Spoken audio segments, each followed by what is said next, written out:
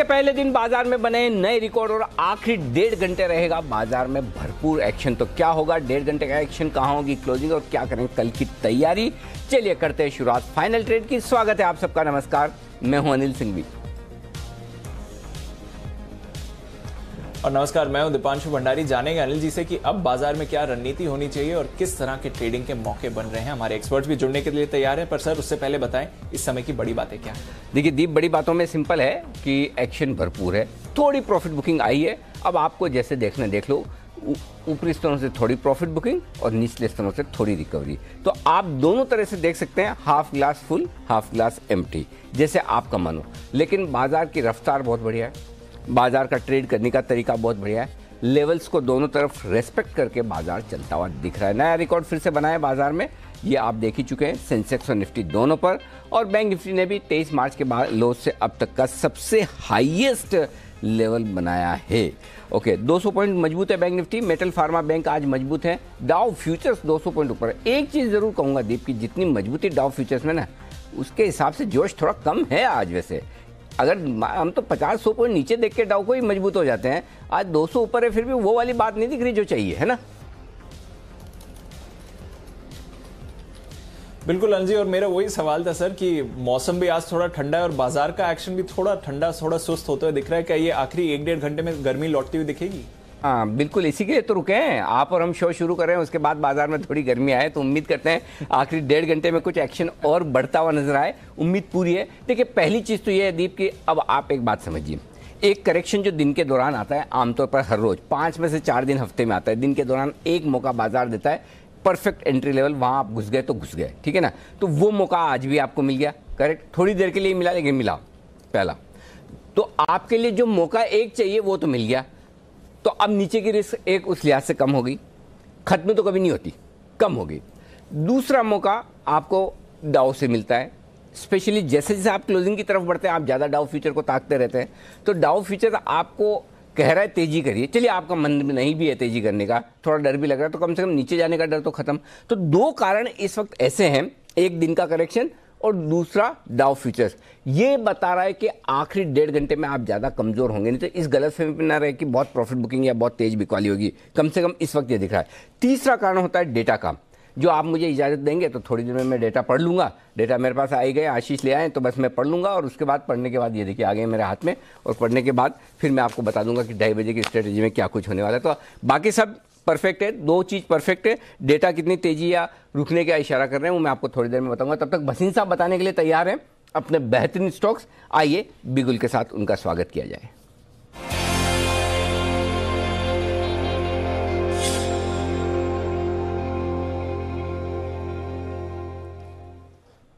स्वागत है भसीन साहब आपका। बताएं सर, पहले तो आपके कॉल्स के अपडेट्स और बाजार के बारे में आपका व्यू।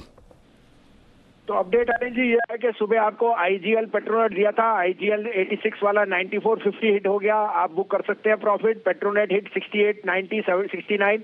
मैं अभी भी 72, 73 का भाव उसमें मिनिमम एक्सपेक्ट करता हूँ आज, तो उसमें बने रहिए।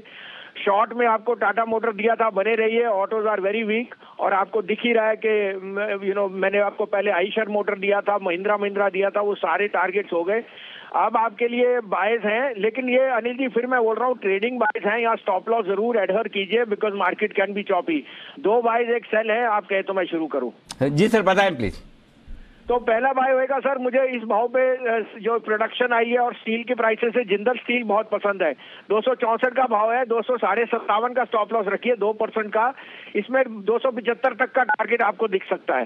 तो Jindal steel is the buy. Other buy Britannia 3780-85 में लीजिए, 3750 का स्टॉप लॉस रखिए। ये 39.25 से 39.5 जा सकता है। Britannia is the strongest in the FMCG pack. और सेल में है सर आपका हीरो मोटोकॉर्प, फ्यूचर बिक रहा है 3100, 3110, 3165 का स्टॉप लॉस रखिए। इसमें मुझे भाव दिखता है 28.25 का। ओके भसीन साहब, एक चीज तो पक्की है, आपके जितने भी कॉल्स आप देते हो, जिस स्पीड से देते हो, मेरे अलावा ज्यादा एंकर होंगे नहीं जो लिख पाए इतना आराम से। 39.25, 39.5, 28.25, ये तो मेरी बचपन की पढ़ाई एकदम सही जगह हुई है राजस्थान में, इसलिए मैं बराबर से पकड़ लेता हूँ, लिख लेता हूँ आपकी स्पीड के साथ। तो बेहतरीन कॉल भसीन साहब की तरफ से। जेएसपीएल ब्रिटानिया 2 खरीदारी करने की राय, और तीसरा शॉर्ट कॉल जो है वो हीरो मोटोकॉर्प में आता हुआ। ये 3 बेहतरीन कॉल्स और भसीन साहब से मुलाकात फिर करेंगे हम 2:50 पर, अब से ठीक 45 मिनट बाद। तो बेहतरीन कॉल्स आपके लिए। आइए बढ़ते हैं आगे, जल्दी से एक पहले बिगुल नितिन जी के लिए, निफ्टी के निशानेबाज नितिन मुरार का।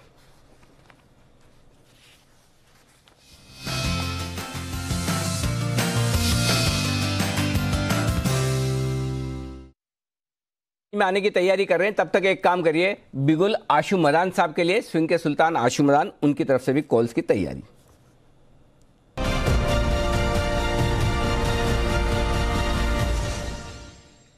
जी आशु सर नमस्कार, बताएं सर क्या है इरादा? अनिल जी इरादा अभी भी पॉजिटिव है। अब क्या करें, मतलब बहुत लोग बहुत प्रेशराइज कर रहे हैं कुछ उल्टा सुनने के लिए, नेगेटिव सुनने के लिए, लेकिन अनिल जी अभी भी कोई ऐसा नेगेटिव सिग्नल नहीं दिख रहा। एट बेस्ट दोनों इंडेक्स कंसोलिडेशन के अंदर हैं। एक सेकंड आशु सर, एक सेकंड। जैसे इस पूरे 2020 में पॉजिटिव शब्द ही सबसे नेगेटिव था, जो पॉजिटिव हो गया उसी का सबसे नेगेटिव, कोरोना पॉजिटिव जो हो गया, उसी तरह से आपके लिए नेगेटिव यही माना जाएगा। आप तेजी बोलोगे तो उसको नेगेटिव माना जाएगा, आप मंदी बोलोगे तो उसके लिए पॉजिटिव माना जाएगा। तो आप अपने आप को नेगेटिव ही मान के चलो, ताकि है ना आपको मंदी बोलने की अलग से जरूरत ना पड़े। अब बताएं सर। तो अनिल जी मैं तो इसको एक्सेप्ट करता हूँ और बिल्कुल बोलता हूँ कि जब मंदी आएगी छूटेगी नहीं है, मतलब भगवान की कृपा रही है, भगवान करे ऐसे ही रहेगी। सही है, तो अनिल जी अभी भी लेना है 2-3 स्टॉक्स है जी। अनिल जी 2-3 स्टॉक्स हैं जो अभी भी लेने हैं। एक तो अनिल जी आपने उस दिन भी बोला था, हमने मेंशन किया था, वो कल परसों की गिरावट में बीपीसीएल थोड़ा नीचे आया था, लेकिन अनिल जी बीपीसीएल को बिल्कुल लॉन्ग करना है। ये 404, 5, 6 के अराउंड जो फ्यूचर चल रहा है या कैश चल रहा है, इस पे 405 के अराउंड आपको बीपीसीएल जरूर लेना है। 390 रुपए का स्टॉप लॉस रखना है। स्टॉप लॉस अनिल जी अगर नीचे जाए तो मुझे लगता है कि ना ही रखे तो अच्छा है, क्योंकि इसके अंदर जो चीज अनिल जी जिस तरह बन के आएगी ना, ये 440 फिर 470-80 तक का भी टारगेट दे सकता है, जो कि आपका भी 440 वाली बात कर रहे थे। तो इसमें ना घबराना नहीं है, क्योंकि 1800 का लॉट है, फ्यूचर लेते हैं, मार्केट में 100 पॉइंट की करेक्शन आती है, ये भी 10 रुपए घटता है, अगेन अनिल जी फिर सौदा कट जाता है। तो अगर किसी को ज्यादा दिक्कत हो तो अनिल जी 380 रुपए की इन द मनी कॉल लेके 420-30 रुपए की कॉल बेच दे, as good as future long हो जाएगा और उसके साथ चलते रहना चाहिए। तो पहली कॉल तो अनिल जी बाय की है बीपीसीएल की। दूसरी अनिल जी जो रोटेशन रहेगी, उसमें रोटेशन में आईटी फिर दोबारा से पार्टिसिपेट करेगा और जनवरी में क्वार्टरली रिजल्ट भी है, उससे पहले एक अच्छा मूव आईटी में दिखेगा। तो लेना है अनिल जी 1158-59-60 का जो भाव है इन्फोसिस, इन्फी में बाइंग करनी है अनिल जी। 1145 रुपए का, 1140 रुपए का स्टॉप लॉस रख लें, ये भी आगे पीछे करके अनिल जी 1200 रुपए क्रॉस करेगा। तो दूसरी जो बाय है इन्फी। और तीसरी अनिल जी मैं फिर रीट्राइट कर रहा हूं, जो आपने मुझे कई बार बोला, परसों भी बोला कि आप बोर नहीं हो जाते। अनिल जी पैसे आने चाहिए, अगर पैसे 2-4-5 स्टॉक से आ रहे हो तो बिल्कुल बोर नहीं होना चाहिए। Sun TV Anil ji, Sun TV almost 500 cross करने वाला है, और मैं पिछले 4 इंटरव्यू से जब से आपसे बात कर रहा हूं, बार बार सन टीवी बोल रहा हूं। आपने भी साथ दिया, लेकिन आपने एक बार दिया, मैं तो तीसरी चौथी बार बोल रहा हूं, सन टीवी में अनिल जी लॉन्ग रहना है। ये मैंने आपको बोला था, चाहे वो इलेक्शन हो, चाहे वो मीडिया स्पेंड हो, चाहे वो ओवरऑल टर्न अराउंड हो, हर तरह से फेवर आ रहा है, फेवरेबल है इनके लिए। तो ये अनिल जी और तेजी में रहेगा। तो सन टीवी के लिए तो अपडेट था, और जो 2 फ्रेश बॉय कॉल्स हैं वो एक बीपीसीएल है और एक इन्फी है। खैर देखो, मेरी तो मजबूरी है ना, मैं बार बार हर मैं तो सुबह शाम शो करता हूं, तो मैं तो रोज रोज एक स्टॉक बोल ही नहीं सकता। बाकी तो दिल से तो मैं आपके साथ हूं, आपको पता ही सन टीवी के मामले में। और बाकी एक सवाल मेरा रह गया आशु सर, जो 3-3 स्टॉक एक साथ आपने दिए, इसका मैं क्या मतलब समझो? आप बहुत बुलिश है इन तीनों स्टॉक पे, या आपको ऐसा लगता है कि वापस मेरा नंबर नहीं आएगा, एक साथ ही बोल दो? नहीं अनिल जी, एक्चुअली क्या है कि ये during the day Anil ji हम अपने क्लाइंट से भी शेयर करते हैं, तो मुझे कई बार ये लगता है कि जब उसके आसपास ही हो, सब हो, तो एक ही साथ शेयर कर दें। कोई अनिल जी नई चीज आएगी, अब मैं 24 घंटे चार्ट्स तो आपको पता है देखता नहीं हूं, और अपनी जो व्यू बनते हैं थोड़े से लंबे और थोड़े से बड़े वाले होते हैं। तो जिन स्टॉक्स में हमने क्लाइंट्स के साथ शेयर किया अनिल जी, मेरा पर्पज होता है कि बाकी व्यूअर्स के साथ भी वो शेयर हो जाए। बढ़िया, फर्स्ट क्लास, फैंटास्टिक। चलिए, नितिन जी से संपर्क हो चुका है, बिगुल निफ्टी के निशानेबाज नितिन मुरार का।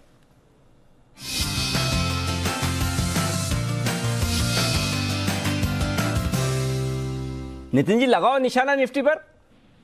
अनिल जी 13,550 की कॉल ऑप्शन लेंगे, 98 रुपीज में मिल रही है, करंट मार्केट प्राइस पे लेना चाहिए। At the money call option है 13,550 की, और इसका जो स्टॉप लॉस हम रखेंगे वो 65 का रखेंगे, यानी हम 96, 97 ऐसे ले रहे हैं। और आज का लो 68 है, तो 65 का स्टॉप लॉस रख रहे हैं और टारगेट हम 145 का रख रहे हैं, यानी 30 रुपए का मेरा रिस्क है और करीब 55 से 60 रुपया ऊपर का प्रॉफिट आएगा। 1:2 रिस्क टू रेशियो हो गया, तो 13,550 की कॉल ऑप्शन हम खरीदेंगे करंट रेट पे, 65 का स्टॉप लॉस और 145 के टारगेट।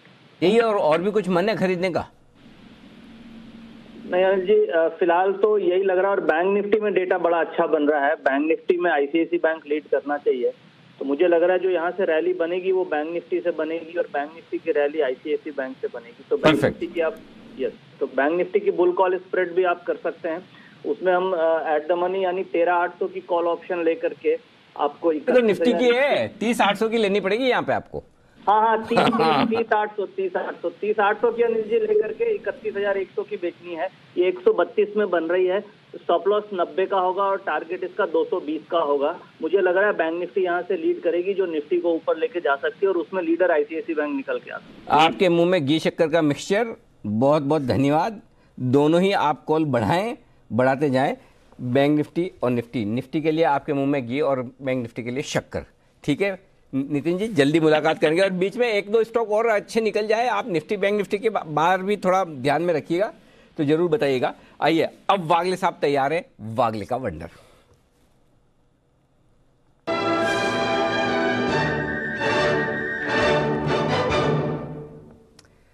बताएं वागले साहब। Anil ji good afternoon, Deepanshu good afternoon. Bata मेरे रडार पर आया है, इसमें एक ब्रेकआउट आया है 1615 1616 के करंट भाव से बाय करे, 1600 के नीचे का 1597 का मेरा स्टॉप लॉस होगा और 1660 से लेकर 1670 तक के टारगेट्स मुझे दिखाई देते हैं, कल तक आने चाहिए। ओके, तो बाटा पर रखिए नजर, एक एक करके स्टॉक्स में बढ़िया ब्रेकआउट आ रहे हैं। एक और स्टॉक आइडेंटिफाई किया है सचित जी ने, तो बिगुल सचित जी के लिए बीटीएसटी।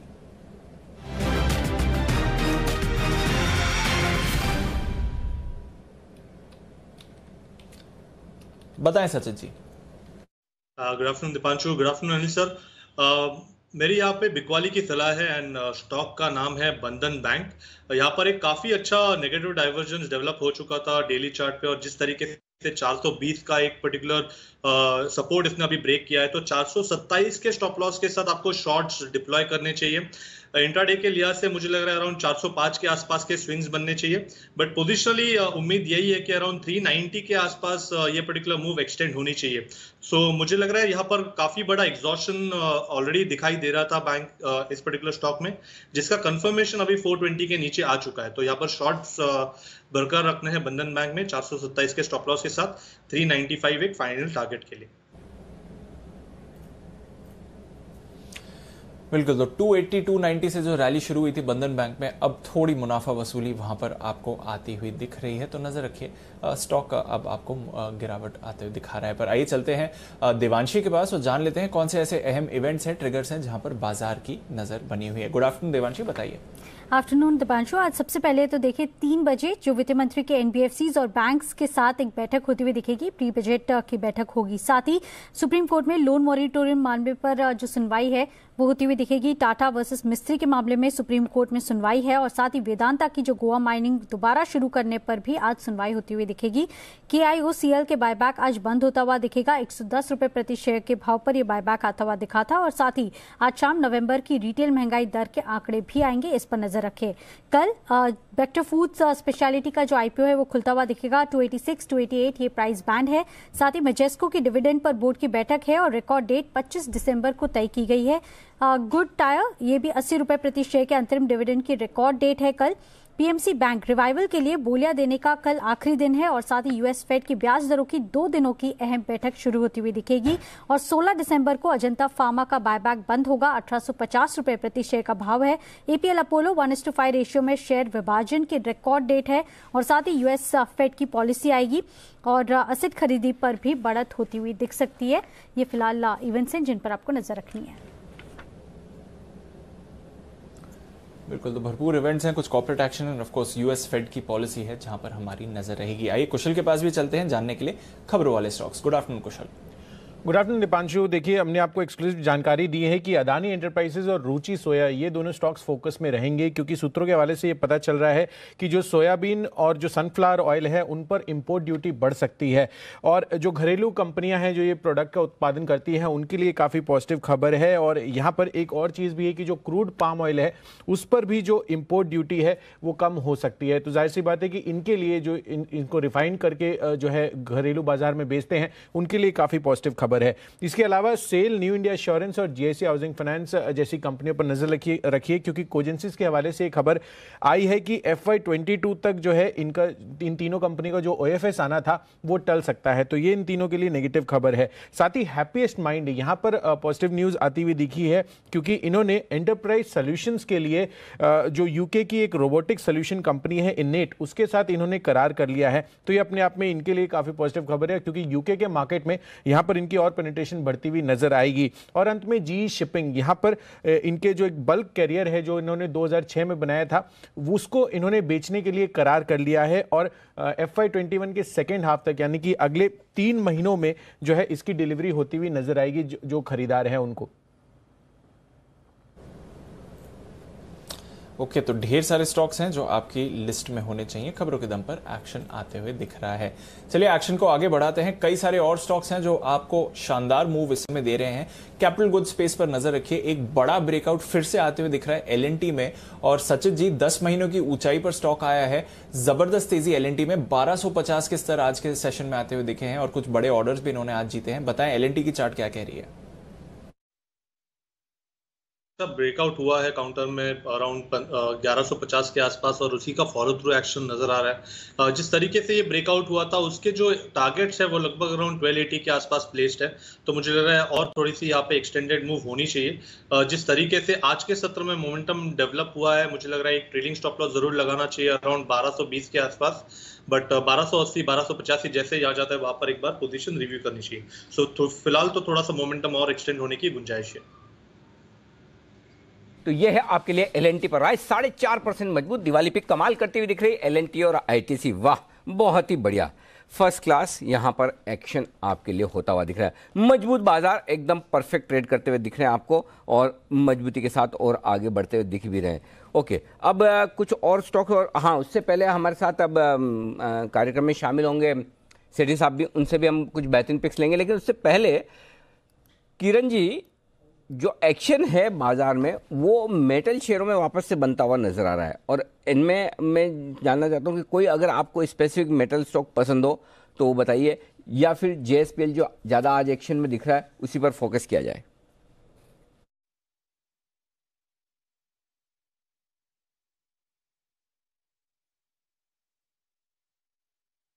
के लिए किरण जी म्यूट है आप।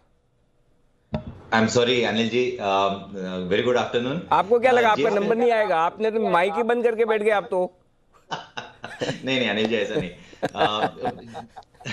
तो मेरा मानना है कि जिंदा स्टील पे ही ध्यान देना चाहिए। एक अच्छा डेरिवेटिव डेटा निकल के आ रहा है।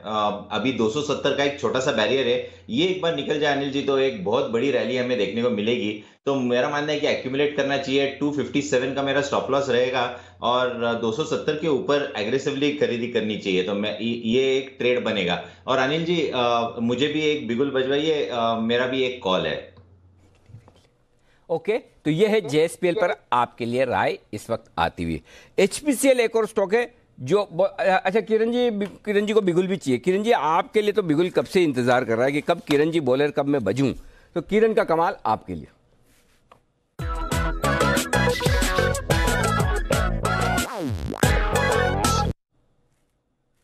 और किरण जी के बिगुल के साथ मैं बता दूं आपको कि कुणाल जी, राकेश जी भी तैयार है अपने स्पेशल पिक के साथ। वाह क्या बात है, स्पेशल पिक आ रही है उनकी तरफ से। लेकिन तब तक किरण जी पहले आप बताएं अपना स्टॉक।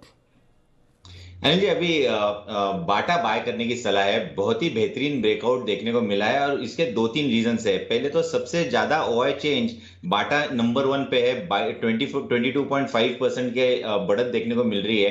क्लासिकल ब्रेकआउट है, ऑप्शन बैरियर 1600 का वो क्रॉस कर चुका है। तो मेरा मानना है कि ये आजकल के लिए नहीं, मेरा मानना है कि अगले 10 दिन के लिए ट्रेड रखना चाहिए। मेरे टारगेट्स 1800 के रहेंगे, 1620 के आसपास फ्यूचर्स ट्रेड कर रहे हैं, 1800 के टारगेट्स देखने को मिल जाने चाहिए। स्टॉप लॉस बहुत नजदीक है, और अगर किसी को शॉर्ट टर्म ट्रेड करना है यानी कल तक परसों तक, तो मेरा मानना है कि कल के लिए आपके टारगेट 1660 से 1675 के देखने को मिलेंगे। तो बाटा में बहुत बड़ी मूव देखने को मिल जानी चाहिए, ऐसा डेरिवेटिव डेटा और टेक्निकल्स दोनों बता रहे हैं। वागले साहब दोनों ही एक साथ रिकमेंड कर रहे हो ना, ये कल वल तक का तो मामला ही नहीं, कल परसों ये तो काम आज ही हो जाने वाला है। तो इस पे नजर रखिए, भले ये कल परसों की बात करें, लेकिन पता नहीं ऐसी फीलिंग क्यों आ रही कि आज ही कुछ ना कुछ हो जाए बाटा में। बड़ा बाटा तैयार है। सुबह भी बाटा दिया था जय ठक्कर ने, हाँ 1580 वाला कॉल ऑप्शन देखो ना, सुबह 1580 वाला कॉल ऑप्शन दिया, उस समय भाव था 1585, लो 1625 तो होने आया। तो बाटा में कुछ तो बड़ा चल रहा है, बढ़िया एक्शन होता हुआ दिख रहा है। बढ़िया एक्शन और बड़ा एक्शन एक और स्टॉक में होगा, बताएंगे कुणाल जी और राकेश जी, और वो इसलिए होगा, वैसे इसमें खास एक्शन की बात इसलिए भी कि भाई देखिए ये स्पेशल पिक आ रही है कुणाल जी और राकेश जी की, तो बिगुल के बाद उन्हीं को पूछते हैं भाई क्या स्पेशल है इसमें।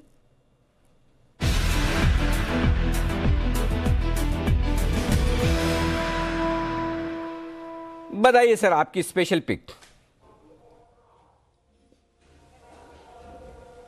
देखिए अनिल जी, स्पेशल सबसे पहले तो स्पेशल ये है अनिल जी, अभी आपने किरण जी से पूछा था मेटल्स में क्या अच्छा लग रहा है, तो अनिल जी ये कंपनी जो है मेटल्स में भी, इसका नाम है minerals and metals trading corporation. Anil ji जिसको हम एमएमटीसी के नाम से जानते हैं, तो एमएमटीसी में एक बड़े चार्ट पर एक बड़ा ब्रेकआउट हो रहा है, सारा पीएसयू फ्लेवर में है, और जिस पीएसयू के अंदर ब्रेकआउट हो रहा है वो तेजी से भाग रहा है। तो ये स्टॉक भी एक बड़ी उछाल का कैंडिडेट है, एमएमटीसी स्पेशल पिक है, इसको खरीदें। ओवर टू कुणाल जी। अनिल जी देखिए, इसके वीकली चार्ट पर inverted head and shoulder pattern बना है, और पिछले सप्ताह से मैं और राकेश जी लगातार इस पर नजर रखे हुए हैं, और इंतजार हम लोग कर रहे थे कि स्टॉक में तेजी बने, ब्रेकआउट आए, और अब इसमें अनिल जी पैटर्न पूरा हो गया है। तो जिस तरह का यहाँ स्ट्रक्चर बन रहा है अनिल जी, मुझे लगता है कि एमएमटीसी जो है इतने सालों के अंडर परफॉर्मेंस के बाद आपको एक बड़ा पुलबैक एक्शन दिखाएगा, जिसमें 35-36 के भाव भी आते हुए दिखेंगे। लेकिन शॉर्ट टर्म के लिहाज से अगर आप खरीद रहे हैं तो एक शॉर्ट टर्म टारगेट हम लोग दे रहे हैं। पहला टारगेट जो है वो 28 रुपीज का, 28 रुपए का टारगेट है। स्टॉप लॉस 24 रुपए 50 पैसे पर, 24 हाफ पर स्टॉप लॉस रखना है, और 28 रुपए के टारगेट के लिए एमएमटीसी में खरीदारी की राय है। वैसे हमारा लक्ष्य 35 रुपए का। ओहो 28 और 35, क्या बात है, बड़े बड़े लक्ष्य, बड़े बड़े टारगेट। अच्छा जरा एक बार बंसल जी और कुणाल जी को स्क्रीन पे दिखाइए। पहले तो टारगेट आप नोट कर लीजिए, 24, 50 और 28 का है। उसके बाद मेरा एक सवाल है, जरा बंसल जी मेरी तरफ स्क्रीन पे देखिए और जवाब दीजिए। एमएमटीसी का फुल फॉर्म वापस बोलो। Anil ji minerals and metals trading corporation of India. Anil ji देखिए नाम इसलिए याद है, ट्रेडिंग समर ट्रेनिंग करी थी मैंने, एमएमटीसी और एसटीसी में समर ट्रेनिंग करी थी ना। तो इस वक्त इसका मतलब आपका समर ट्रेनिंग के वक्त ध्यान कहीं और था, समर ट्रेनिंग में ध्यान नहीं था बंसल जी। नहीं तो आप है ना, आपका करियर मार्केट में होता ही नहीं, कहीं और होता था, कोई माइंस और मिनरल्स में होता था। तो बोलेंगे एक चीज है कुणाल जी, एक बड़ा फायदा है, क्लास में एक बच्चे का टीचर टाइट करता है ना, बाकी सब अपने आप हो जाते हैं। तो जब से वो आईडीएफसी नहीं बोल पाए ना हमारे सुमित जी, तब से सब लोग फुल फॉर्म लेके आने लग गए। वो अलग बात है कि बंसल जी गलत लाए, वो कोई बात नहीं, लेकिन फिर भी बंसल जी ने जो प्रयास किया, बंसल जी आपने मेहनत की, कोशिश की, वो काबिल तारीफ है। तो कोई बात नहीं, आपके बचाव में हमेशा आ ही जाते हैं हमारे कुणाल जी। आ गए तो कुणाल जी ने आज भी बचा लिया। जी कुणाल जी। अनिल जी कहां से पकड़ के ले आते हैं अनिल जी, आपको पता कैसे लगता है अनिल जी कि कहां कोई फंस सकता है? अनिल जी गजब है, शक्ल देख के पता चल जाता है, एकदम फेस से पता चल जाता है कि रट्टा मार गया है। देखते ही पता चल जाता है कि याद है कि रट्टा मारा है। तो मुझे जैसे लगता है कि रट्टा मारा है, थोड़ी देर बाद वापस पूछ लो, तुरंत पकड़ में आ जाता आदमी। अच्छा मेरे साथ भी तो होता है ऐसा, मैं भी जिसमें रट्टा मारता हूँ, मैं भी कई बार ऐसे फंस जाता हूँ। वो अलग बात है, मुझे फंसाने वाले लोग कम होते हैं, लेकिन पता चल जाता है बस। तो अच्छा दीप तैयार हूं मैं, अब आप बोले तो 2:30 बजे की स्ट्रेटजी का शुभारंभ अभी कर दिया जाए, ताकि ठीक 2:30 बजे सेठी साहब अवतरित हो जाएंगे। बिल्कुल अनिल जी, तो बिगुल भी तैयार है, बजाते हैं स्ट्रैटेजी का बिगुल।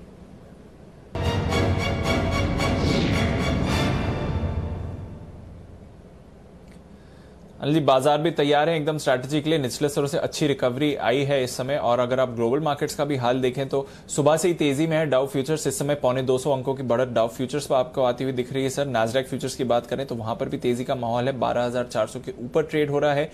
यूरोप की अच्छी शुरुआत हुई है, आधे से 1% तक की तेजी आप यूरोप के बाजारों में देख रहे हैं। और एशिया, यहां पर हैंगसेंग थोड़ा कमजोर था, ½ % नीचे, बट चीन और जापान यहां पर भी आपने खरीदारी का माहौल देखा। और ब्रेंट $50 के ऊपर ट्रेड कर रहा है मार्च के बाद के हाईएस्ट लेवल्स पर। तो बाजारों में तो तेजी है ग्लोबल मार्केट्स में। बताएं सर, क्या करना चाहिए? तेजी, बस एक ही शब्द में होगी स्ट्रेटेजी पूरी। लेकिन हाँ, विस्तार से अब बात करें दीप, तो 2-3 चीजें हैं बड़ी इंटरेस्टिंग है। पहली चीज तो ये कि आप ट्रेड कर रहे हैं 13,550 पे। तो सबसे पहले आपको कॉन्फिडेंस और कंफर्ट ये दे दूं कि आज आप 13,500 के नीचे बंद नहीं होंगे, ठीक है। अब 50 पॉइंट की ही रिस्क है आपके लिए तेजी करने के लिहाज से, तो 13,500 के नीचे बंद नहीं होंगे। ये मैं इसलिए कह रहा हूँ, 13,500 के पुट में 32 लाख शेयर हैं, हाईएस्ट ओपन इंटरेस्ट। 13,500 के कॉल पर हाईएस्ट ओपन इंटरेस्ट, हाईएस्ट नहीं सॉरी 32 लाख शेयर का। तो 13,500 रस्सा कशी वाला लेवल है, दोनों ही पुट और कॉल में हाईएस्ट ओपन इंटरेस्ट है। अच्छा, जो ओपन इंटरेस्ट बना है वो भी आज बराबर का ही बना है लगभग। पुट में जुड़े हैं 11 लाख शेयर, कॉल्स में जुड़े हैं 7 लाख शेयर। तो इसका मतलब ये कि 13,500 के आसपास जैसे आएंगे तो कॉल राइटर अपने आप ही खरीदने आ जाएंगे। तो आपको है ना, मंदी तो होनी नहीं। पहली चीज है कि नीचे 13,500 के नीचे बंद नहीं होंगे। 13,600 के ऊपर बंद होने के भी चांस कम है आज के लिए। उसकी वजह है कि 13,600 के कॉल्स पर हाईएस्ट ओपन इंटरेस्ट है 42 लाख शेयरों का, 17 लाख शेयर आज ही जुड़े हैं। तो अब आपको करना क्या है, 13,500 के जितना नजदीक खरीद पाए, 13,500, 13,525 वहां खरीदिए। 13,600 के आसपास आए तो प्रॉफिट बुक करिए। अगर 13,600 को ब्रेकआउट कर देता है निफ्टी आज 3:05 के पहले, चूंकि आज मैं है ना बहुत जल्दी दे रहा हूँ, लगभग मेरा जल्दी मतलब मैं तो टाइम से पहले भी करूं कोई भी काम तो उसको भी जल्दी माना जाता है। नहीं तो मेरा तो 2:30 वाला 2:35, 40, 45, 50 तक भी पहुंच जाता है। तो आज 2:25 पे ही हो रहा है काम, तो इसे मैं जल्दी मानूंगा। तो 3:05 के पहले ये अगर आपको 13,600 के ऊपर मिल जाए, निफ्टी स्पॉट लेवल की बात कर रहा हूं, तो ये तो फिर हाथ में नहीं आएगा। फिर 13,650, 13,700 तो आजकल में ही हो जाने वाला है। नहीं तो आपके लिए 13,500, 13,600 की रेंज है। 13,500, 13,525 के आसपास खरीदिए। 13,575, 13,600, 13,575 भी नहीं, 13,600 के आसपास आए तो प्रॉफिट बुक करिए। ये स्ट्रेटेजी रखिए, चूंकि 100 पॉइंट की रेंज में बीचों बीच में। और फिर भी अभी अगर आप कसम खा के ही निकलें कि मैं 2:30 बजे की स्ट्रेटेजी सुन के एक ट्रेड करूंगा ही करूंगा, तो फिर तेजी का कर लीजिए। फिर यहाँ पर 13,550 पर भी आप कॉल ऑप्शन खरीद सकते हैं निफ्टी का, at the money call option, जो अभी नितिन जी थोड़ी देर पहले बोल के गए, वही वाला ले लीजिए। सिंपल 13,500 का 550 का कॉल ऑप्शन अभी ले लीजिए। 100 पॉइंट की रेंज है, 13,500 के नीचे जाएंगे तो 50 पॉइंट की जगह नीचे, 13,600 के ऊपर निकलेंगे तो 50 पॉइंट की जगह ऊपर। ये सिंपल डेटा आपके लिए निफ्टी। बैंक निफ्टी 30,800 के आसपास मूड बना रहा है कि मैं क्या करूं, क्या मुझे भागना चाहिए, रुकना चाहिए।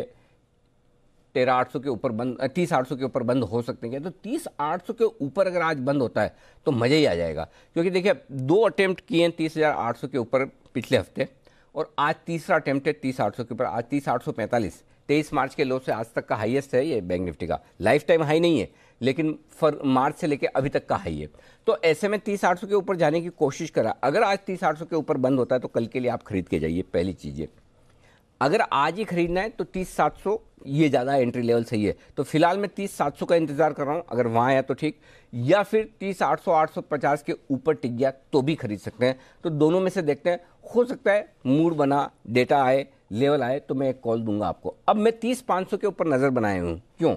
30,500 के पुट पर 13 लाख शेयर है, हाईएस्ट ओपन इंटरेस्ट है, और अभी तक जो डेटा दिख रहे हैं दीप, वो ये कह रहे हैं कि 31,000 को पार करने की जल्दी नहीं है। मजबूत है लेकिन 31,000 के पार निकलने की जल्दी नहीं, क्योंकि 16 लाख शेयर कॉल्स में वहां पर भी है। तो या तो 31,000 पार करे तो फिर आग लगेगी, या फिर आप 30,600, 30,700 के आसपास खरीदें, दोनों में से। तो थोड़ा सा वेट एंड वॉच कर लें, डेटा पे नजर रखें। 3:05 के पहले अगर ऊपर के लेवल पार होते हैं, क्योंकि देखिए आपके लिए नीचे जाने की संभावना कम है। डाउ मजबूत है, फ्लोज मजबूत है, लाइफ टाइम हाई पर ट्रेड कर रहे हैं, और कोई वजह ऐसी नहीं कि बड़ी बिकवाली। और एक डिप जो आपको दिन में चाहिए होती है हमेशा, वो आपको आज की तो मिल गई। अगर नहीं मिली होती तो एक रिस्क रहती है। तो इसलिए आपके लिए एक तरह से पूरा माहौल सेट है। अब खरीदारी करनी है, जितना नीचे खरीद पाए उतना बढ़िया, और कॉल आया तो मैं आपको दूंगा ही। जी दीप, बिल्कुल। तो एक बात तो क्लियर है, खरीदारी करनी है, अगर आपके लेवल्स पर मिले तो ज्यादा बेहतर रहेगा, बट एक्शन भरपूर है। तो नजर रखते हैं दोनों निफ्टी, बैंक निफ्टी पर आइए तब तक सुमित जी के पास चलते हैं एक कॉल के लिए। सुमित के सुपरहिट।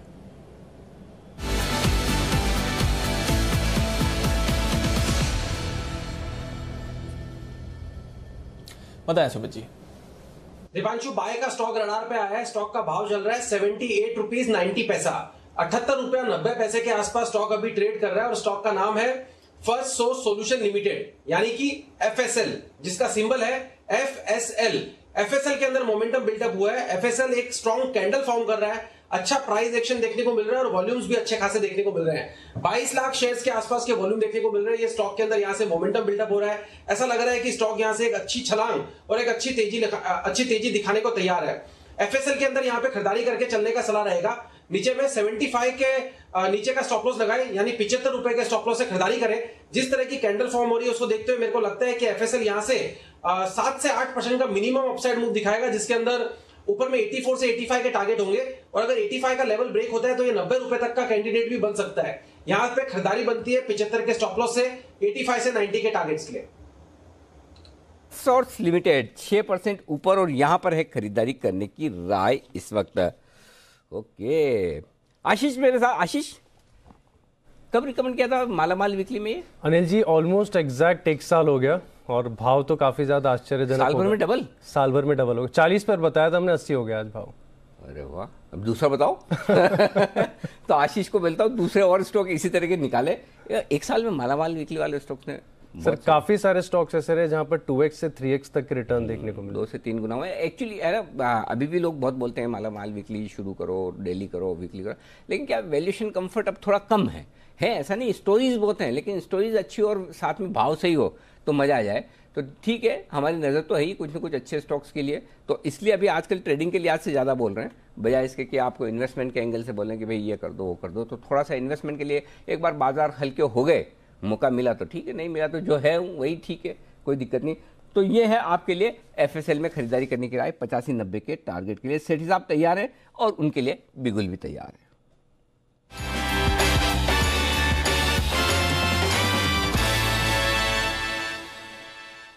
सेठी साहब स्वागत है आपका। कम से कम 2 पिक तो बनती है आपके लिए, तो कैश और फ्यूचर एक तो दोनों ही होना चाहिए, ठीक है? चलेगी? बिल्कुल बिल्कुल बिल्कुल अनिल जी, बिल्कुल करिए शुरुआत सर।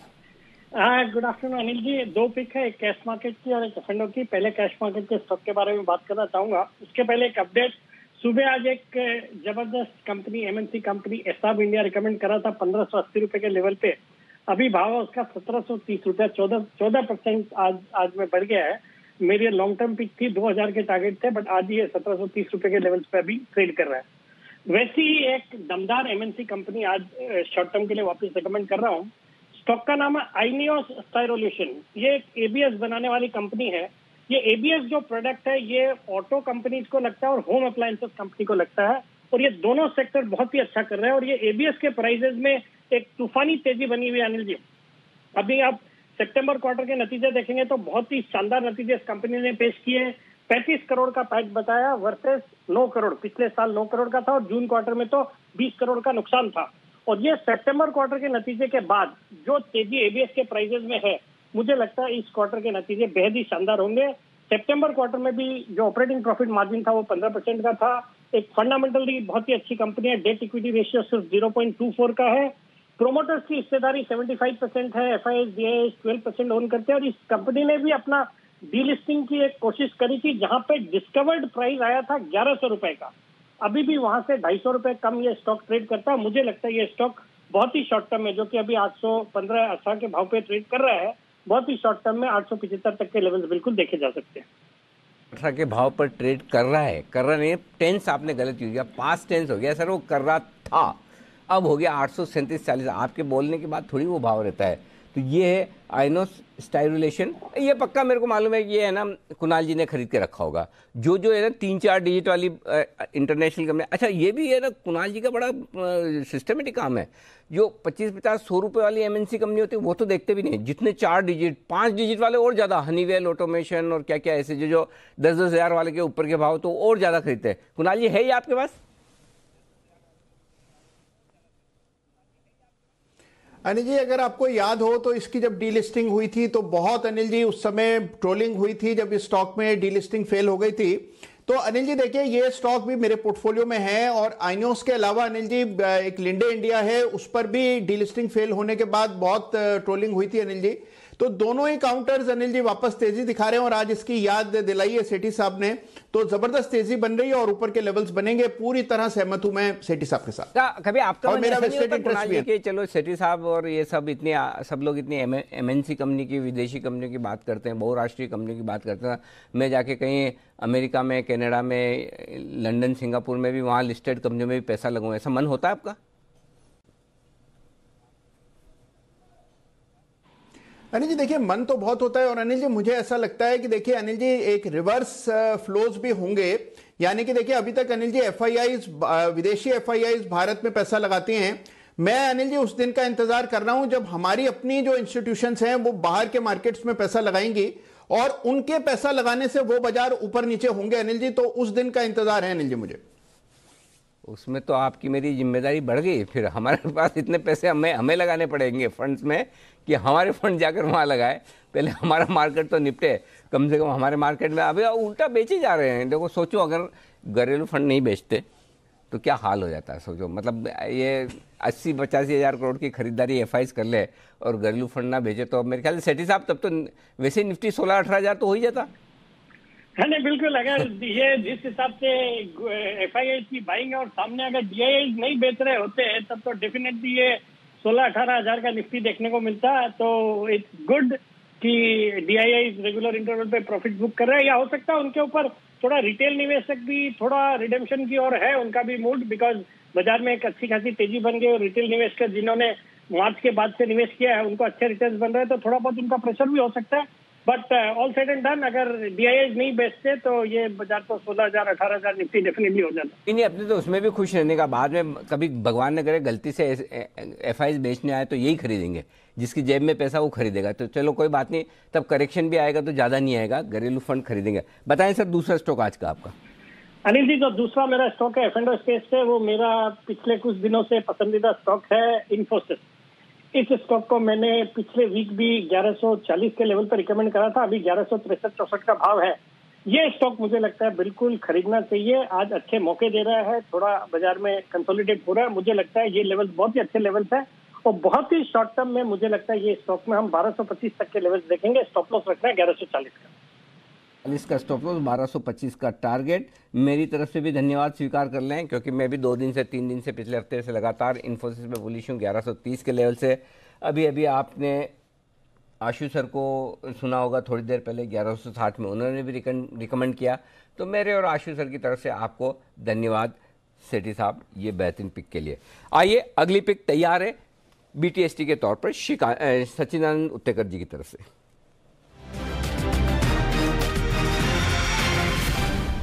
जी सचिन जी बताएं सर।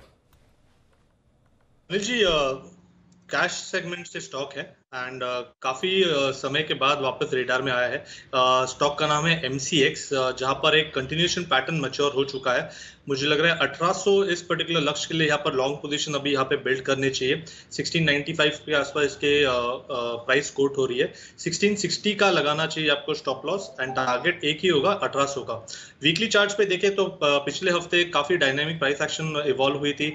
एक engulfing bullish kind of formation हुआ था अपने सपोर्ट के आसपास 1550, ये पर्टिकुलर सपोर्ट इसने रिकन्फर्म किया था एंड जिस तरीके से वापस 2 दिन का कंसोलिडेशन हुआ और एक फ्रेश ब्रेकआउट हो रहा है, तो यहाँ पर एक बुलिश पेनेंट फॉर्मेशन एक्टिवेट हो चुका है, जिसका लक्ष्य लगभग अराउंड 1800-1820 के आसपास आ रहा है। तो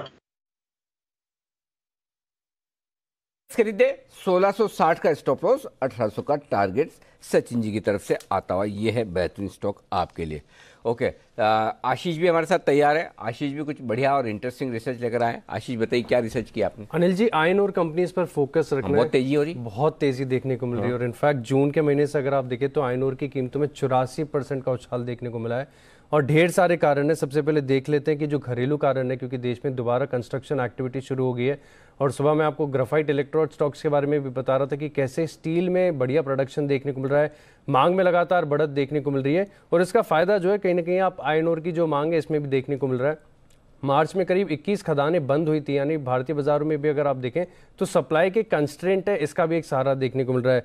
लेकिन जो तेजी है, तेजी को सहारा मिल रहा है अंतर्राष्ट्रीय संकेतों से और आप देखें कि चाइना जो है वो लगातार इंपोर्ट अपने बढ़ाते जा रहा है। चाइना में जो मेटल की डिमांड है अक्रॉस कॉपर देख लीजिए, आयरन ओर, स्टील, कोई भी एल्यूमिनियम देख लीजिए, सभी की जो डिमांड है इसमें काफ़ी बढ़िया इजाफा देखने को मिला है।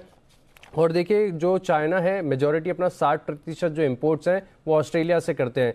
ऑस्ट्रेलिया में फिलहाल अगर आप देखें तो कहीं ना कहीं थोड़ी सी चक्रवात यानी साइक्लोन की दिक्कतें हैं, जिसके चलते जो उनका प्रोडक्शन है उसमें थोड़ी सी नरमी आई है और चाइना में जो अवेलेबिलिटी है, सप्लाई है, उसमें एक थोड़ी सी किल्लत है। साथ ही साथ अगर आप देखेंगे तो साल की शुरुआत में ब्राज़ील की एक बड़ी माइन है, वहाँ पर भी कुछ डिस्ट्रप्शंस देखने को मिले थे। तो ओवरऑल ग्लोबली, डोमेस्टिकली भी आप देखिए और ग्लोबली जो आयरन ओर की सप्लाई है इसमें थोड़े से कंस्ट्रेंट है, लेकिन मांग बेहद स्ट्रांग है भारतीय बाजारों में भी और अंतर्राष्ट्रीय बाजारों में भी। और इसका फायदा जो है कहीं ना कहीं आप देखिए सबसे ज़्यादा जो है एनएमडीसी को मिलता हुआ नजर आएगा। और इसके स्टॉक प्राइस में अगर आप देखेंगे तो बिल्कुल इसका रिफ्लेक्शन भी देखने को मिलेगा। आप देखिए करीब जून के महीने में लंप की जो कीमतें थी करीब 2450 रुपये प्रति टन थी, जो कि अब फिलहाल 4500 रुपये प्रति टन हो गई है, 84% का अपसाइड है। और नवंबर के महीने में अगर आप देखें तो कंपनियों ने लगभग 2 बार कीमतें बढ़ाई थी। इसके अलावा एक और सरकारी छोटी कंपनी है KIOCL, यहाँ पर भी आपको नजर रखनी है। और सेल ये भी आप नजर रखिए, क्योंकि स्टील बनाने के साथ ये करीब अपने 25% जो इनके पास आयरन ओर के रिजर्व्स हैं इसकी बिकवाली कर सकते हैं, तो इसका सीधा फायदा इन स्टॉक्स पर होते हुए नजर आएगा। ये KIOCL कौन सी वाली कंपनी, इसका फुल फॉर्म? नहीं अरे ऐसे थोड़ी, मैं तो कभी भी पूछ लेता हूँ आशीष, मैं राकेश जी को नहीं छोड़ रहा, आप तो मेरी टीम में ही हो एकदम। नहीं पता है अनिल जी? नहीं, फुल फॉर्म तो नहीं पता। मुझे भी नहीं पता है, चलो कोई बात नहीं। बहुत बार आजकल नाम आ रहा है ना बाईबैक के चक्कर में, तो चलिए KIO, देखो मैं K का आप बता दो, आगे का मैं बता दूंगा, iron ore company limited. K का ही नहीं पता खाली। कुद्रमुख, ओके, हाँ, नाम बताने के बाद भी पढ़ना मुश्किल काम है। कुद्रमुख ये है, वो पता नहीं, अभी इन्होंने अभी बाईबैक खत्म किया है, बाईबैक आया था ना इसका जी, तो बड़ी इंटरेस्टिंग कंपनी। तो ये KIOCL, ठीक है, Kudremukh iron ore company limited, उसका शॉर्ट फॉर्म करके ये कर दिया। चलिए बट ठीक है ना, आपके लिए आयरन ओर बनाती उतना काफी जानना। आइए सुमित जी तैयार है सुपरहिट के साथ।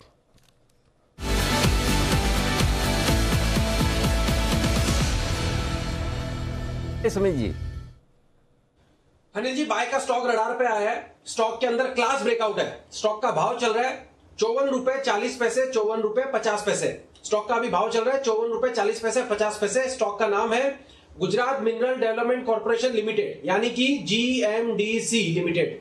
GMDC लिमिटेड के अंदर यहां से एक ऊपर का मूव देखने को मिलना चाहिए। कुछ रीजंस जिसकी वजह से स्टॉक के अंदर क्लास ब्रेकआउट है। सबसे पहले तो मार्च 2020 का हाई स्टॉक ब्रेक कर रहा है। स्टॉक के अंदर यहां से एक बढ़िया अपसाइड मूव देखने को मिलना चाहिए। स्टॉक के अंदर रिसेंट के स्विंग हाई ब्रेक हुए हैं। स्टॉक 200 DMA के ऊपर कन्विंसिंगली ब्रेकआउट दिखा रहा है। स्टॉक के अंदर एक अच्छा प्राइस एक्शन आज देखने को मिल रहा है वॉल्यूम्स के साथ, और स्टॉक के अंदर नीचे में डबल बॉटम का ब्रेकआउट है। तो ये सारे रीजन है जिसकी वजह से स्टॉक के अंदर यहां से एक बढ़िया अपसाइड मूव देखने को मिलना चाहिए। अब स्टॉक के जो टारगेट्स बनते हैं यहां से वो ऊपर में करीब करीब बनेंगे 60 रुपए का पहला टारगेट और 65 रुपए का दूसरा टारगेट। बहुत स्ट्रॉन्ग अपसाइड मूव के लिए GMDC तैयार हो रहा है और यहां से एक बड़ा अपसाइड मूव जल्दी ही देखने को मिलेगा। स्टॉक के अंदर स्टॉप लॉस नीचे में छोटा सा बैठ रहा है 51 रुपए 80 पैसे, 52 रुपए के आसपास का।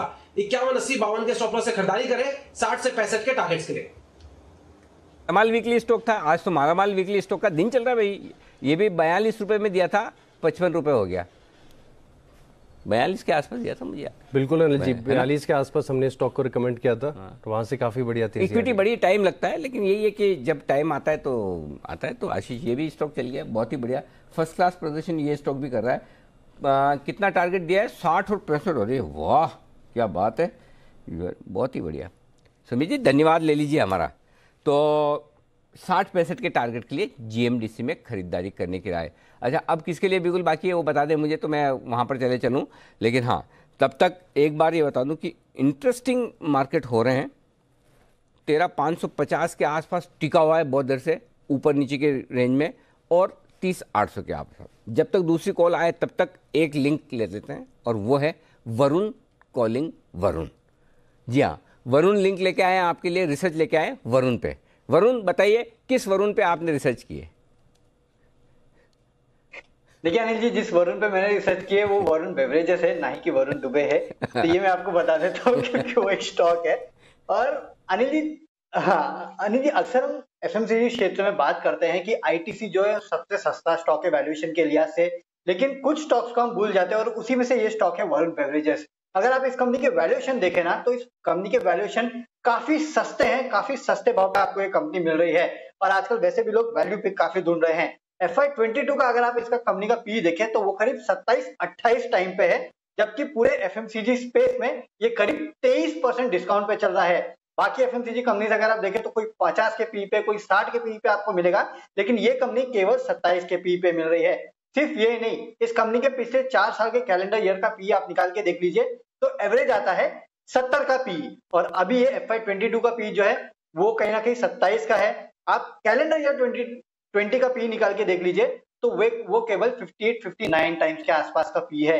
यानी कि अगर आप कैलेंडर ईयर का भी निकाल दे तो करीब 11-12 के पी पे सस्ता ये काउंटर ट्रेड कर रहा है, जबकि बाकी FMCG कंपनी अगर आप देखें 60-70 के पी पे ट्रेड कर रहे हैं। काफी सारे ग्रोथ फैक्टर्स हैं जो कि इस कंपनी को सपोर्ट करते हैं। इसमें सबसे पहले तो आपको याद होगा मई 2019 में पेप्सिको के जो साउथ और वेस्टर्न के जो राइट्स थे, इस कंपनी ने उसको एक्वायर कर लिया था, और उसके चलते ओवरऑल इंडिया में करीब 90% आसपास के पेप्सिको का जो डिस्ट्रीब्यूशन है वो केवल ये कंपनी ही करती है। और इसका इस कंपनी को काफी बड़ा फायदा मिलता है, क्योंकि इसके चलते डिस्ट्रीब्यूशन जो है कंपनी का वो काफी अच्छा हो जाता है, और बैकवर्ड इंटीग्रेटेड तो वैसे भी ये कंपनी है। अगर आप बाकी ब्रांड्स को देखें, जैसे कि कोको कोला है और बाकी ब्रांड्स है, उनमें 50% किसी एक स्पेसिफिक कंपनी के पास है, बाकी फ्रेगमेंटेड है, यानी कि काफी सारे डिस्ट्रीब्यूटर्स वहां होते हैं। यहाँ केवल एक डिस्ट्रीब्यूटर है, जिसका एक बहुत बड़ा फायदा इस कंपनी को मिलेगा। इसके अलावा ग्रामीण इलाकों में मांग बढ़ने की पूरी अनुमान लगाया जा रहा है। इनफैक्ट अगर आप अनिल जी इलेक्ट्रिसिटी का कंजम्पशन देखिए किस तरह से बढ़ रहा है, जो कि आपको साफ दर्शाता है कि रूरल इंडिया में भी जो इलेक्ट्रिसिटी है वो काफी हद तक पहुंचते जा रही है। उसका एक बहुत बड़ा फायदा इसको मिलेगा, क्योंकि अब तक ये होता था कि वहाँ इलेक्ट्रिसिटी नहीं थी तो इनको स्टोर करने के लिए जगह नहीं मिलती थी, अब वहां पहुंच रही है तो इनका स्टोरेज में फायदा होगा। इसके अलावा ये कंपनी जूस सेगमेंट में भी उतर रही है, तो उसका भी एक बहुत बड़ा फायदा इस कंपनी को होगा, और एक्सपोर्ट मार्केट में भी कंपनी की ग्रोथ काफी बढ़िया रहने वाली है। और कंपनी का पूरा फोकस है कि इंडिया में बाकियों से मार्केट शेयर गेन किया जाए।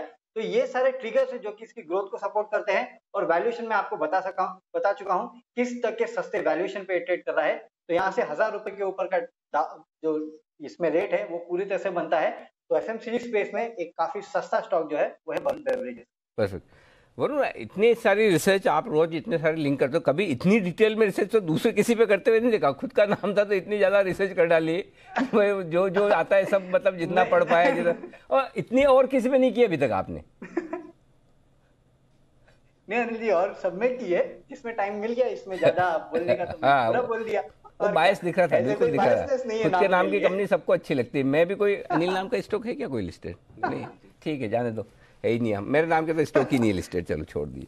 ओके, चलिए, तो वरुण बेवरेजेज ये है स्टॉक जिस पर आप रखिए नजर, और इस पे सारी रिसर्च और आगे के ट्रिगर्स आपको बताए हैं वरुण ने। आगे का बहुत कुछ बताने के लिए तैयार है कुणाल जी और राकेश जी, बिल्कुल के बाद चार्ट कॉर्नर।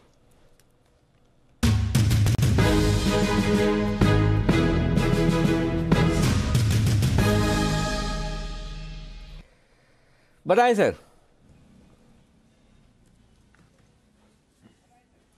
अनिल जी, हमारी खरीदारी की राय है बजाज फाइनेंस पर। बजाज फाइनेंस ने एक बड़े अपमूव के बाद साइडवेज जोन में कंसोलिडेट कर रहा था, और आज साइडवेज जोन के बाद एक पॉजिटिव क्रॉसओवर बहुत लीडिंग और लैगिंग इंडिकेटर्स पे देखने को मिल रहा है। तो बजाज फाइनेंस को खरीदें। ओवर टू कुणाल जी।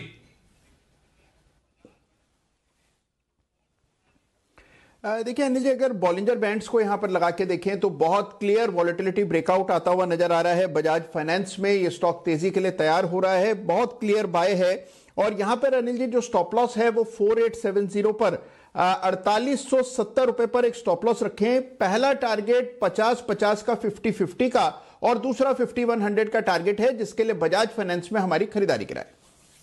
खरीदारी करने की राय। अगला कॉल है आशु सर के लिए, सिंह के सुल्तान आशु मदान।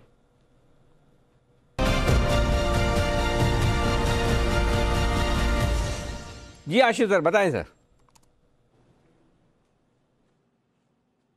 अनिल जी, मैं तो वैसे ये कह रहा था कि आजकल, अभी आपने वो क्लास का एग्जाम्पल भी दिया था, तो आजकल जिस तरह से आपने फुल फॉर्म पूछने शुरू कर दिए हैं, तो वो क्लास में होता था ना कि वो 40-50 बच्चे बैठे होते थे, तो टीचर किससे क्या पूछ ले तो एक दूसरे के पीछे छुपते रहते थे।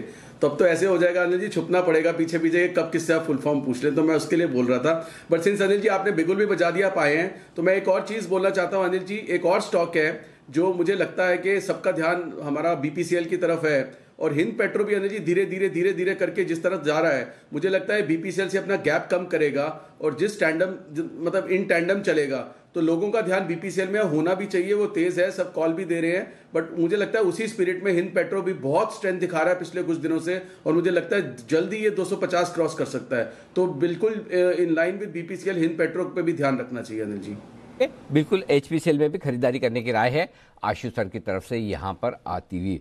बहुत बढ़िया। बाकी तो मेरी क्लास में भले आप सामने हो ना हो, जिस दिन बंसल जी ने एक दिन छुट्टी ली थी शादी के लिए, उस दिन कौन सा मैंने इनको छोड़ा। मेरे तो रडार पर रहते हैं यहाँ, साक्षात हो ना हो कोई दिक्कत वाली बात नहीं, आगे भी मैं बराबर नजर रखता हूँ। आइए बसीन साहब तैयार है, बिगुल के साथ करते हैं उनका स्वागत।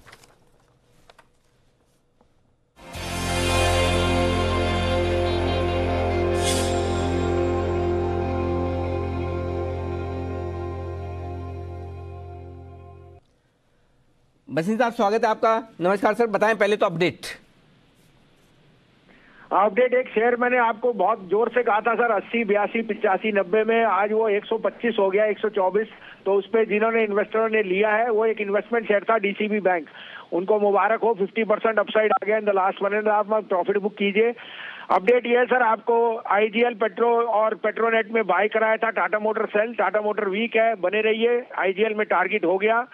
जेएसपीएल आपको दिलाया था, ब्रिटानिया दिलाया था, हीरो मोटो में सेल, बने रहिए।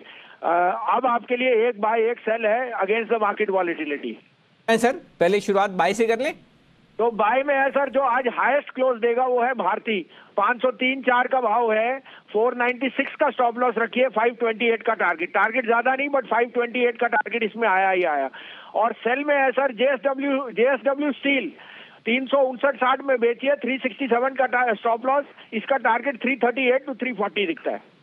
तो एक बाय एक सेल बैलेंस बनाकर चलने की राय है बसिन साहब की। 504 के आसपास भारतीय खरीदिए, 496 496 का स्टॉप लॉस, 528 का टारगेट। जेएसडब्ल्यू स्टील को बेच दीजिए 360 के आसपास, 367 367 स्टॉप लॉस का लेवल, 338 और 340 के टारगेट के लिए यहाँ पर बिकॉली करने की राय है आपके लिए जेएसडब्ल्यू स्टील में। इस बीच बाजार 3 बजे आया, अभी तो कुछ मूवी नहीं वही के पिछले 15-20 मिनट में वहीं के वहीं, ना ऊपर ना नीचे, कुछ करने ही नहीं चाहते, मतलब कुछ करने के मूड में नहीं है।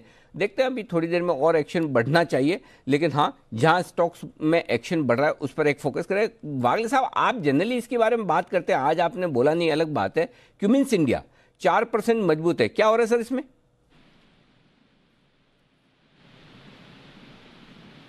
अनिल जी मेरे हिसाब से ब्रेकआउट तो है, लेकिन स्टॉप लॉस बहुत ही लंबा होगा, तो फाइनेंशियल मेरे लिए डे ट्रेडिंग के हिसाब से मैच नहीं होंगे। मेरा 587 का स्टॉप लॉस होगा और 660 का टारगेट होगा। तो पोजिशनली मुझे ये स्टॉक अच्छा लगता है, लेकिन आज और कल में ये मुंह आएगी ये कहना थोड़ा सा मुश्किल है। आपका एक 3% का स्टॉप लॉस, 7-8% का टारगेट और टाइम फ्रेम 1 हफ्ते का, ये व्यू है।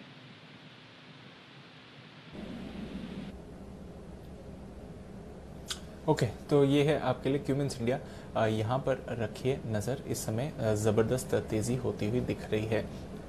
मीनवाइल जरा मार्केट पर भी एक बार नज़र घुमाइए, क्योंकि बैंक्स पर फिर से ज़बरदस्त एक्शन होते हुए दिख रहा है, और आप देख रहे थे कि बैंक निफ्टी पे भी अच्छी मूव आ रही है।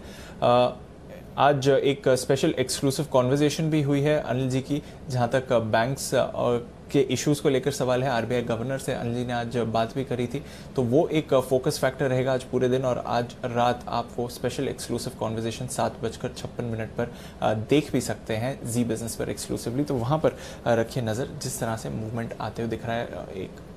एक बड़ी बात अनिल जी, जो मैं आपका पूरा इंटरव्यू देख रहा था और आपने गवर्नर साहब से भी करी थी, आपने येस बैंक के मुद्दे पर भी बात करी, लक्ष्मी विलास बैंक पर भी बात करी, और एक जो क्लियर मैसेज आरबीआई गवर्नर की तरफ से आया था सर कि बैंक्स को बचाना हमारी प्रायोरिटी है। शेयर होल्डर्स, बॉन्ड होल्डर्स की इंटरेस्ट की बात तो है, पर बड़ा फोकस है कि कस्टमर्स का नुकसान ना हो, और उसी को लेते उन्होंने ये निर्णय लिया है।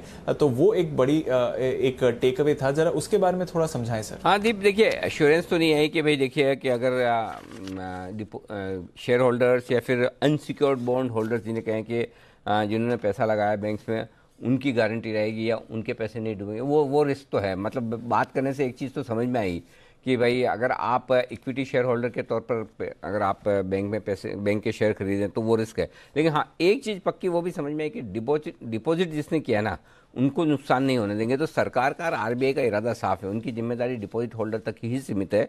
अब इसे आप जैसे पॉजिटिव समझे नेगेटिव समझे, अगर आप उनके अनसिक्योर्ड बॉन्ड खरीद रहे हैं या शेयर खरीद रहे हैं तो इसका मतलब एक ही चीज़ है जो मुझे कल समझ में आया इंटरव्यू करने के बाद, वो ये है कि जहाँ भी आपको कमज़ोर क्वालिटी के बैंक लगे ना, जहाँ आपको लगे कि यार मामला गड़बड़ हो सकता है, तो फिर उसकी शेयर रखिए मत। आपको याद है एलवीबी के केस में क्या कर रहा है, जिस दिन वो ये स्कीम आई थी आप नीचे का सर्किट लगा के बेच दो जिस भाव में, अच्छा जिस दिन वो 7 रुपये 65 पैसे में कितने लाख शेयरों के बायर खड़े थे, पता नहीं क्यों खड़े थे भाई, जब कल से जीरो होने वाला है तो भगवान जाने। तो इसलिए पॉइंट यही है कि जहां कमज़ोर क्वालिटी के बैंक से वहां के शेयरों से निकल जाने में समझदारी है। हाँ, सरकारी बैंक हैं तो कहीं न कहीं किसी न किसी में मर्ज हो जाएंगे, लेकिन प्राइवेट सेक्टर बैंक्स हैं तो वो फिर कभी भी, ये लक्ष्मी विलास बैंक वाला जो हुआ ना, वो कभी भी किसी भी इक्विटी शेयर होल्डर के साथ हो सकता है, तो वो ध्यान में रखने की बहुत जरूरत है। जी दी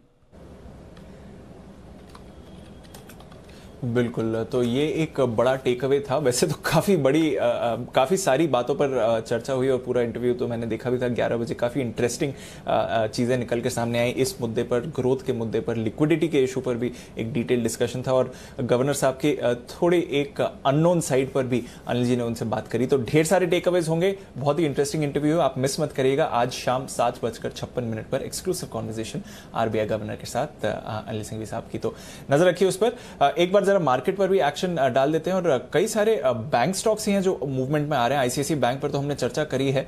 सुमित जी, इंडियन बैंक का पीएसयू स्पेस से काफी एक्टिव रहा पिछले हफ्ते और आज फिर से थोड़ा मूवमेंट दिखा रहा है। जरा इंडियन बैंक का भी चार्ट देखकर बताइए क्या चल रहा है इस लेवल पर।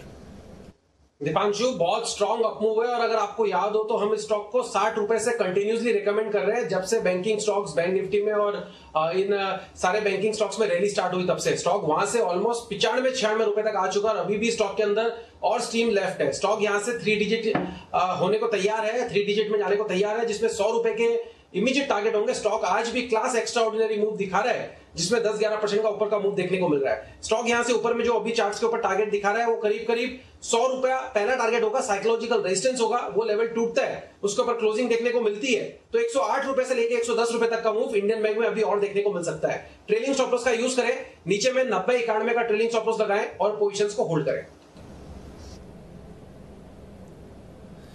ओके, तो ट्रेलिंग स्टॉप लॉस के साथ पोजीशन को होल्ड करें, बट नजर रखिए पीएसयू बैंक्स और स्पेशली कुछ कैश वाले जो पीएसयू बैंक्स हैं वहां पर जबरदस्त तेजी आती हुई दिख रही है। बाटा पर भी नजर रखिए, अब 4% ऊपर ये स्टॉक भी हो गया है, तो जबरदस्त एक्शन इस पर भी है।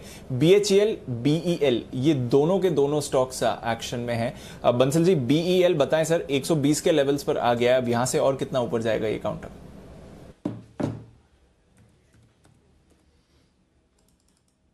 देखिए दीपांशु, बढ़िया टेक्निकल रुझान है, नीचे से एक रिवर्सल देखने को मिल रहा है और 120 के स्तरों पे ट्रेड कर रहा है, 119 पे ट्रेड कर रहा है दीपांशु। और जिन स्तरों पे चल रहा है, देखिए 120 के ऊपर की क्लोजिंग आएगी तो दीपांशु एक फ्रेश ब्रेकआउट यहाँ पे देखने को मिलेगा।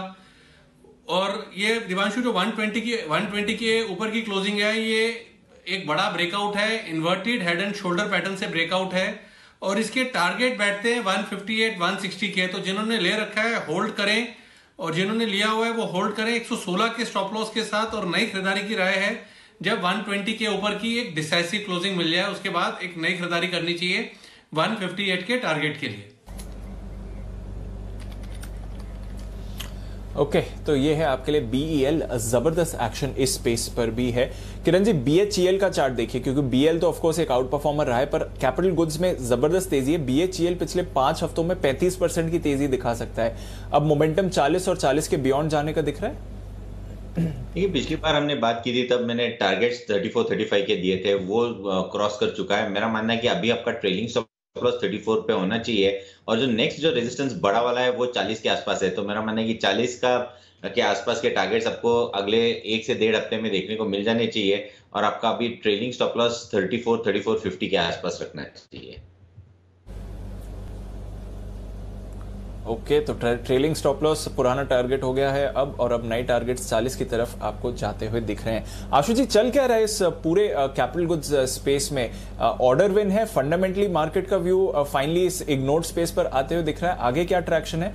और with in L&T, siemens, Cummins, BEL, BHEL या फिर कुछ और, आपकी प्रेफरेंस किधर रहेगी? देखो दीपांशु, इसमें ना मल्टीपल चीजें हुई हैं। एक तो हमने देखा कि जिस तरह से सेकुलर मूव बाजार में आया है, तो इट इज नॉट जस्ट ये कैपिटल गुड्स, जो भी लेगार्ड थे, oil and gas, PSU banks या इंफ्रा के स्टॉक्स, ये सारे कि सब ने सब पार्टिसिपेट कर रहे हैं। तो ये जो सेकुलर बुल रन जिसको कहते हैं या मूव कहते हैं, एक तो इसमें पार्टिसिपेट कर रहे हैं। तो चाहे वो भेल हो, चाहे वो सेल हो, चाहे वो बाकी स्टॉक्स हो, सबने पार्टिसिपेट किया है। सेकेंडली मतलब ये ऐसा सेक्टर है जो काफी टाइम से डाउन एंड आउट था। और तीसरी चीज जो सबसे बड़ी है, बजट। अब बजट के चलते तो दीपांशु हर बार ये होता है कि उससे पहले ये थोड़ा सा ट्रैक्शन आता है। तो इस वक्त तो जो ट्रैक्शन आया हुआ है, मार्केट का इतना बड़ा ट्रैक्शन है, तो जब उसमें आएगा तो इसमें क्यों नहीं आएगा? तो अभी भी L&T, भेल वगैरह ये सब पॉजिटिव लगते हैं। मुझे लगता है कि बजट तक ये इंफ्रा कैपिटल गुड स्टॉक्स के साथ जमे रहना चाहिए। बीच में अगर किसी को प्रॉफिट बुकिंग करनी है, अगर कोई डिप आए तो लेना चाहिए। तो अभी तक तो अब ये नेक्स्ट जो मूव है, जो मार्केट को मतलब हैंग अराउंड करके रखेगा, वो बजट एक्सपेक्टेशंस या मतलब बजट रिलेटेड चीजें शुरू हो जाएंगी। तो अभी मतलब इनमें जो ओवरऑल चल रहा है, it is a multiple factor, not just one factor. ऐसा कोई फंडामेंटल चेंज नहीं आया कि पिछले 3 महीने में ऑर्डर कुछ हो गए। It is in line with the market and एक को जो मोमेंटम बना हुआ है, उसको जो बाकी चीजें भी सपोर्ट कर रही हैं। तो I think the move will continue. और L&T में अभी भी हम काफी बुलिश हैं। L&T, ITC, अब आप देखो डिफरेंट सेक्टर्स हैं जो टैंडम में चल रहे हैं बिल्कुल इस वक्त। लेकिन जो स्टॉक्स के साथ हुआ है, अगर आप देखो कि दीपांशु, ITC, कोल, L&T, तीनों स्टॉक्स डिफरेंट सेक्टर्स के, तीनों का एक दूसरे से कुछ लेना देना नहीं है, लेकिन तीनों ऐसे लेगार्ड्स थे। तो जिस तरह से ये जो सेक्युलर चीज दिख रही है कि सारे लेगार्ड चल रहे हैं, तो ये तो अभी आई थिंक जो री रेटिंग सी हो रही है या जो मतलब बाउंस आ रहे हैं, अभी चलेंगे। चाहे NTPC हो, ये सब चलेंगे अभी ये। बिल्कुल, तो बाजार ने फिर से इन स्टॉक्स को रीडिस्कवर किया है लंबे समय के बाद। 10-12 साल के बाद ये आपको अच्छा ट्रैक्शन दिखा रहे हैं और एक साथ एक बड़ी मूव आते हुए दिख रही है। मीनवाइल इंटरडे बेसिस पर एक अच्छी मूव आई है टोरेंट फार्मा में। और सचिन जी, मुझे याद है 2 दिन पहले आपने यहाँ पर एक राय दी थी। अभी एक उछाल आया है टोरेंट फार्मा में कुछ देर पहले। बताएं क्या चल रहा है इस चार्ट पर? कोई रिवाइज लेवल्स जो ध्यान रखने चाहिए? जी दीपांशु, इनफैक्ट मुझे लग रहा है ये पर्टिकुलर जो स्पेस है वो थोड़ी सी आउट परफॉर्मेंस दिखा सकता है। एंड जिस तरीके से टोरेंट फार्मा एक बेस के नज़दीक है, मुझे लग रहा है यहाँ पर 2650 का जो स्टॉप लॉस दिया था, उसी से अपने लॉन्ग पोजीशंस होल्ड करने चाहिए। एंड जिस तरीके से ये कंसोलिडेशन है, मुझे लग रहा है जैसे ये ब्रेकआउट हो जाता है 2730, ये पर्टिकुलर बैरियर निकल जाता है, तो लगभग रेजिस्टेंस 2860 के पहले बिल्कुल भी नहीं है। तो मुझे लग रहा है काफ़ी बड़ा आउट परफॉर्मेंस आ सकता है इस पर्टिकुलर काउंटर में। सो डेफिनेटली बने रहिए 2650 के स्टॉप लॉस के साथ। दीपांशु, मुझे एक BTST ट्रेड भी देना है, तो एक बिगुल की रिक्वेस्ट करूंगा। बिल्कुल, बिगुल बजाते हैं सचिन जी के लिए BTST।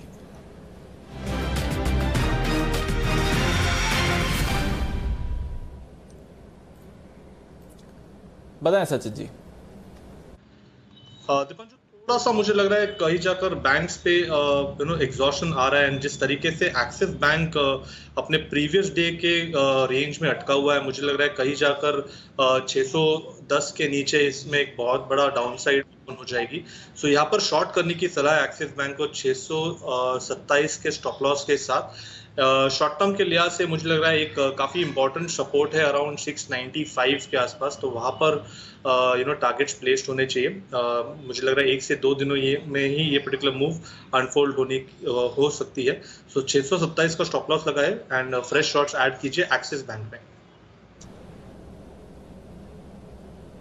ओके, तो एक्सिस बैंक पर बिकवाली की राय है 595 होगा आपके लिए टारगेट, 627 आपका होगा स्टॉप लॉस। फिलहाल 620 के करीब स्टॉक ट्रेड कर रहा है, तो नजर रखिए इस पर। मीनवाइल असाही सोंगवान, कुणाल जी जरा आप इसके चार्ट पुल अप करिए। खबर आई है दहेज में इनके सब्सिडी के एक प्लांट को शुरू करा है, वहां से प्रोडक्शन शुरू करा है और स्टॉक में थोड़ा एक्शन भी है। वैसे तो पिछले कुछ महीनों में एक रेंज में ही रहा है, पर पिछले कुछ दिनों से फिर से एक मूवमेंट दिखा रहा है। असाही सोंगवान चार्ट स्ट्रक्चर कैसा दिख रहा है कुणाल जी? देखिए, जैसे आपने कहा दीपांशु, काफी वक्त से रेंज में है, लेकिन बिल्कुल ब्रेकआउट की कगार पर है और हम देख रहे हैं कि रेंज भी नैरो होती दिख रही है। अगर ये स्टॉक देखिए दीपांशु, अगर इन लेवल्स को पार कर पाया, यानी कि 245 247 के स्तरों को डिसाइसिवली पार करके उसके ऊपर एक ब्रेकआउट आता है, तो ये बहुत ही बेहतरीन खरीद साबित होगा और मुझे लगता है इसका लॉन्ग टर्म स्ट्रक्चर भी अच्छा है। आपको यहां पर 300 रुपए तक के लेवल्स भी मीडियम टर्म में देखने को मिल सकते हैं। तो मेरी राय में 247 के ऊपर अग्रेसिवली बाय करने की राय है। ओके, तो 247 के ऊपर अग्रेसिवली खरीदारी करिए, देखते हैं कि ये ब्रेकआउट इस पर आता है कि नहीं। मीनवाइल मेटल्स में जबरदस्त तेजी है, specially mid cap metal space में। सुमित जी, इससे पहले कि सर्किट लगे, एक बार हिंदुस्तान कॉपर के चार्ट देखकर बताइए। 19% ऑलरेडी ऊपर हो गया है, अभी भी मौका है। आज तो अगर अपॉर्चुनिटी चली गई, कल अगर फिर से मिले तो मौका मिलता है, दिखता है हिंदुस्तान कॉपर में। दीपांशु, देखिए ब्रेकआउट तो है स्टॉक के अंदर। स्टॉक एक बड़े टाइम के बाद ऐसा अपसाइड मूव दिखा रहा है। जिन्होंने पोजीशंस बना रखी है, बिल्कुल पोजीशंस होल्ड करें। 53 रुपए के आसपास स्टॉक अभी ट्रेड कर रहा है। स्टॉक के अंदर यहां से ऊपर में 54 से 55 ये इमीडिएट एक हडल का रोल प्ले करेगा। जैसे ये हडल निकलेगा तो उसके बाद ये 60 से 62 रुपए तक का मूव दिखा सकता है। तो फ्रेश बाइंग तो एक बार यहाँ पे नहीं बनेगी, क्योंकि स्टॉक बहुत ऊपर है। एग्जिस्टिंग पोजीशंस बिल्कुल होल्ड करके चले। 54-55 का लेवल निकलने के बाद 60 से 62 रुपए तक का मूव हिंदुस्तान कॉपर के अंदर देखने को मिल सकता है। ओके, तो नजर रखिए हिंदुस्तान कॉपर पर। एक अच्छी मूव के लिए आपको स्टॉक दिख रहा है। ऑलरेडी आज की तो मूव खैर आई गई है, बट यहां से भी मूवमेंट आपको इस स्टॉक पर जबरदस्त होता हुआ दिख सकता है। हिंदुस्तान कॉपर है आपके लिए एक stock in focus. GMR infra एक और सुमित जी का फेवरेट स्टॉक, ये अच्छा मूवमेंट दिखा रहा है। अदानी एंटरप्राइजेज, बंसल जी की पसंद, यहां पर एक ब्रेकआउट आते हुए दिखा था, वो सस्टेन नहीं कर पा रहा है। इस समय देखते हैं कि वहां पर मूव आगे और होगा कि नहीं। यूपीएल में आज एक बाउंस बैक है, तो यहां पर भी नजर रखिए। मैनेजमेंट की तरफ से काफी सारी क्लैरिफिकेशंस आई हैं, पर फिलहाल बाजार का भरोसा बनना इस पर बाकी है। ओएनजीसी, सचिन जी इसकी चार्ट देखकर बताइए। मूवमेंट तो हो रहा है और सुबह से एक्शन में भी 100 के ऊपर भी ये गया है और सस्टेन कर रहा है। बताएं, यहां से और तेजी है ओएनजीसी में? दीपांशु, इनफैक्ट 105 के आसपास की एक्सपेक्टेशन थी एंड मुझे लग रहा है वो पर्टिकुलर लेवल आ चुका है। सो थोड़ा सा यहाँ पर मुझे लग रहा है कॉशियस रहना चाहिए। यहाँ पर बिल्कुल भी नेगेटिव प्राइस पैटर्न नहीं है, बट जिस तरीके से इसका RSI है लगभग अराउंड 88 के आसपास कोट कर रहा है एंड इसका ADX जो है वो लगभग अराउंड 54 के आसपास कोट कर रहा है। तो मुझे लग रहा है थोड़ी सी ओवर हीटेड पोजिशन हो चुकी है एंड जिस तरीके से अभी फिलहाल प्लेस्ड है, तो मुझे लग रहा है 105 अगर निकल जाता है तो थोड़ी सी अपसाइड एक्सटेंड हो सकती है, बट फिलहाल फ्रेश एडिशंस की सलाह बिल्कुल नहीं होगी। अगर एग्जिस्टिंग पोजीशंस है तो मुझे लग रहा है थोड़ा सा पार्शियल बुक कीजिए एंड मुझे लग रहा है एक 99 एक इंपॉर्टेंट लेवल होगा, उसके नीचे अगर क्लोजिंग आ जाती है तो थोड़ा सा मोमेंटम डिस्टॉर्ट होने की चांसेस है। तो यहाँ पर थोड़ा सा कॉशियस रहना चाहिए। अगर एग्जिस्टिंग लॉन्ग्स है 99 का स्टॉप लॉस होगा, बट 105 मुझे लग रहा है एक थ्रेशोल्ड है जो इतने इजीली पार नहीं हो सकता। ओके, तो ये है आपके लिए ओएनजीसी, जहां पर आपको रखनी है नजर। मीनवाइल एक ब्रेकडाउन आते हुए दिखा है बागले साहब। अपोलो टायर्स पर आज सुबह से थोड़ा वीक दिख रहा था और अभी एक गिरावट भी आई है अपोलो टायर्स में। बताएं, ये डिप खरीदारी का मौका है या फिर जिस तरह से ब्रेकडाउन आया है यहाँ पर एक शॉर्टिंग का भी मौका बन सकता है? दीपांशु, ब्रेकडाउन जो आप कह रहे हो उसमें करेक्शन तो मूव तो आया है 3-4 रुपए का, लेकिन इसमें वॉल्यूम नहीं है, तो मैं शॉर्ट जाने की तो बिल्कुल भी सलाह नहीं दूंगा। बाय करने की शायद थोड़े से नीचे में अराउंड 187-185 ये रेंज में मिल सकता है आपको। 181 का स्टॉप लॉस लेके अगर बाय करते साइड अगले कुछ दिनों में दिखता है, इसका पैटर्न अभी भी पॉजिटिव। ओके, तो पैटर्न अभी भी पॉजिटिव है। अगर आप चाहें तो यहां पर आप खरीदारी कर सकते हैं। सचिन जी, बंधन बैंक, थोड़ी देर पहले आपने बिकवाली की राय दी थी 417 के लेवल्स पर, 405 का टारगेट था, 409 पर तो ऑलरेडी आ गया है बंधन बैंक। क्या करें, मुनाफा वसूल लें या फिर और गिरावट देखते हैं? कोई रिवाइज लेवल्स देना चाहेंगे? दीपांशु, मुझे लग रहा है यहाँ पर पैटर्न तो अभी एक्टिवेट हो चुका है एंड जिस तरीके से ये एग्जॉशन था और वापस यहाँ पर रिवर्सल फॉर्मेशन हुआ है, मुझे लग रहा है पोजीशंस को कैरी फॉरवर्ड ही करना है। इनफैक्ट 2 लक्ष्य मैंने जो दिए है, एक इंट्राडे के लिए से 405 का दिया था एंड 390 का पोजिशनल टारगेट है। मुझे लग रहा है वहां पर ज्यादा कॉन्फिडेंस है, सो 390 के टारगेट के लिए मुझे लग रहा है होल्ड करनी चाहिए पोजीशन। अगर आपके पास मल्टीपल लॉट्स है तो स्टॉप लॉस आपको कॉस्ट के आसपास रखना चाहिए, अराउंड 420 के आसपास का ब्रेकडाउन था, तो लगभग अराउंड 418 419 के आसपास एक ट्रेलिंग स्टॉप लॉस होना चाहिए। बट 390 मुझे लग रहा है एक फाइनल टारगेट हो सकता है यहाँ से। तो थोड़ी सी वीकनेस जरूर है एंड मुझे लग रहा है ये वीकनेस प्रोलॉन्ग टाइम तक बरकरार रह सकती है अगले कुछ दिनों के लिए। बिल्कुल, थोड़ा रोटेशन बंधन बैंक में चल रहा है, पर ये मत भूलिए कि एक जबरदस्त तेजी भी इस काउंटर पर ऑलरेडी आ चुकी है। कुछ और बेहतरीन कॉल्स लेते हैं। स्वागत करते हैं जय ठक्कर का कैश के ऑप्शन के लिए।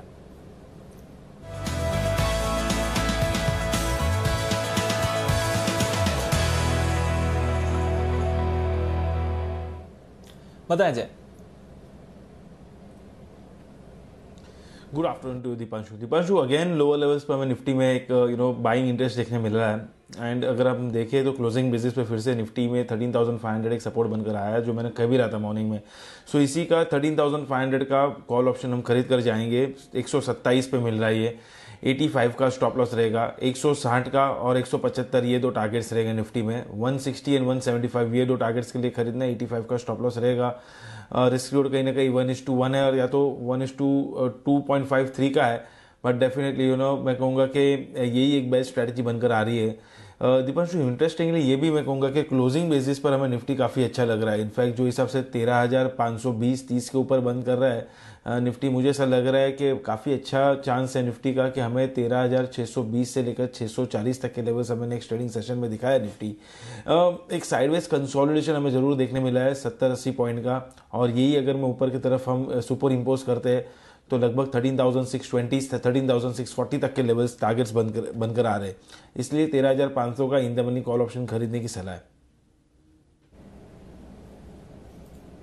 ओके, 13,500 का कॉल आपको खरीदना है और यहां से और बाजार में एक्शन आप बनते हुए देख सकते हैं। जैने भरोसा भी दिखाया था, आज सुबह कह भी रहे थे 13,700 13,800 के लेवल्स आते हुए दिख सकते हैं। तो नजर रखिए निफ्टी पर। थोड़ी देर में जय के जैकपॉट शेयर भी लेंगे, पर उससे पहले कुशल के पास चलते हैं। मारुति को लेकर कुछ इंटरेस्टिंग खबरें आ रही हैं। कुशल, बताइए क्या है नए प्लान्स मारुति के?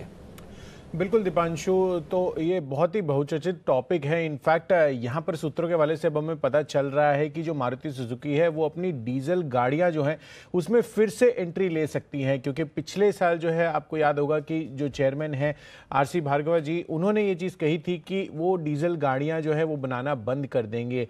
पर उन्होंने ये भी साथ में कहा था कि अगर डिमांड जारी रहेगी तो हम ये सोच सकते हैं कि हो सकता है हम फिर से इसे कंटिन्यू करते हुए नजर आए। और अब कुछ खबरें ऐसी बता रही है कि हो सकता है कि मारुति सुजुकी इस रेस में वापस लौटती हुई दिखे। इनफैक्ट मैं आपको बता दूं कि ये जब प्लान बताया गया था कि अप्रैल 2019 में कि हम डीजल गाड़ियां नहीं फर्दर बनाएंगे, उस टाइम पे ये चीज़ क्लियर थी कि करीब 23% जो है इनका रेवेन्यू कुल सेल्स का वो डीजल गाड़ियों से आता था। तो बाकी कंपनियों के लिए जो अपॉर्चुनिटी उस टाइम पे खुली थी वो फिर से कम होती हुई नजर आ रही है। मिसाल के तौर पर अगर आप महिंद्रा एंड महिंद्रा देखें या फिर Hyundai जो दूसरी सबसे बड़ी पैसेंजर व्हीकल कंपनी है, उनका जो डीजल पोर्टफोलियो है और जिस हिसाब से मांग है इंडस्ट्री में जो कस्टमर्स की, वो डेफिनेटली काफ़ी बड़ा मार्केट उनके लिए ये चीज़ ओपन अप हुआ था। पर अब कहीं ना कहीं साइकिल जो है फिर से रिवर्स होती हुई नजर आ रही है। इनफैक्ट अब जो इनका बड़ा फोकस है मारुति का, जो सोर्सेज बता रहे हैं, वो SUV स्पेस में जो है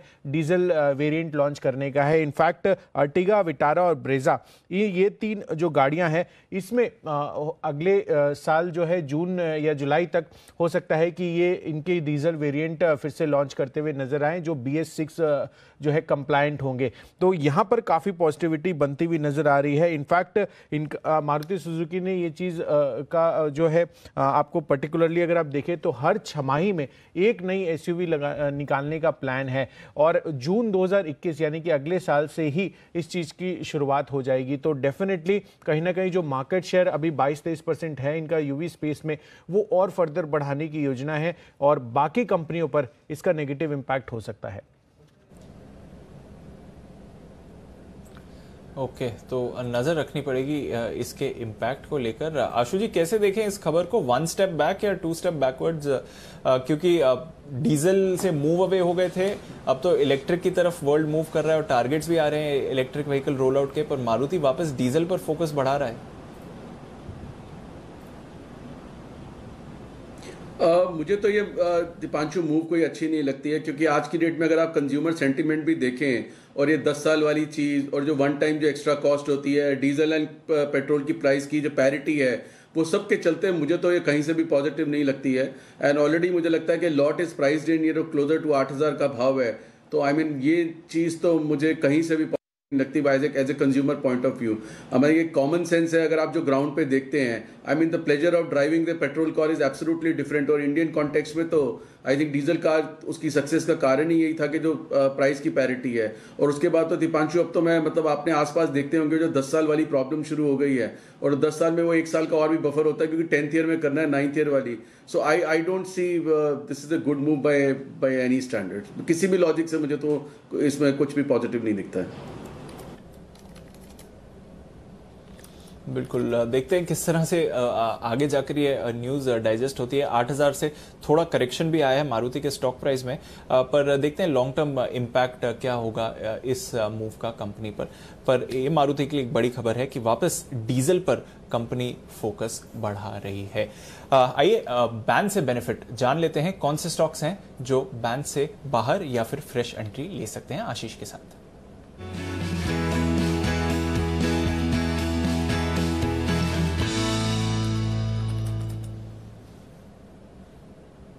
आशीष बताएं, अब तक तो सिर्फ 2 ही स्टॉक फोकस में रहे, दोनों पीएसयू बैंक्स, कोई बदलाव संभव है इस बार? थोड़ा सा बदलाव हो सकता है। कैनरा बैंक देखिए 128% है मार्केट वाइड पोजीशन लिमिट, यानी कैनरा बैंक तो बैन में बना रहेगा, लेकिन पंजाब नेशनल बैंक यहाँ पर अगर आप देखें तो मार्केट वाइड पोजीशन लिमिट थोड़ी सी घटी है, करीब 82% है, शुक्रवार को करीब 83% थी। 80% से नीचे आएंगी तो ये स्टॉक बैन से बाहर आएगा। इसके अलावा अगर आप देखें तो कोई भी स्टॉक ऐसा नहीं जिसकी फ्रेश एंट्री हो। थोड़ी सी संभावना मुझे नजर आ रही कि पंजाब नेशनल बैंक हो सकता है कि बैन से बाहर निकल आए, कैनरा बैंक बैन में बना रहेगा। ओके, तो कैनरा बैंक बैन में बना रहेगा, शायद पंजाब नेशनल बैंक बाहर आ सकता है। देखते हैं किस तरह का एक्शन रहेगा। पर वैसे जब से बैन में आया कैनरा बैंक, हम देख रहे हैं कि लगातार तेजी में ही रहा है और साथ ही पीएनबी ये भी एक्शन में ही रहा है। 1-2 दिन थोड़ा डिप आया था, बट उसके बाद भी मूवमेंट बरकरार है। जय हमारे साथ है, कैश का ऑप्शन उन्होंने दे दिया है, पर समय है जय के जैकपॉट का।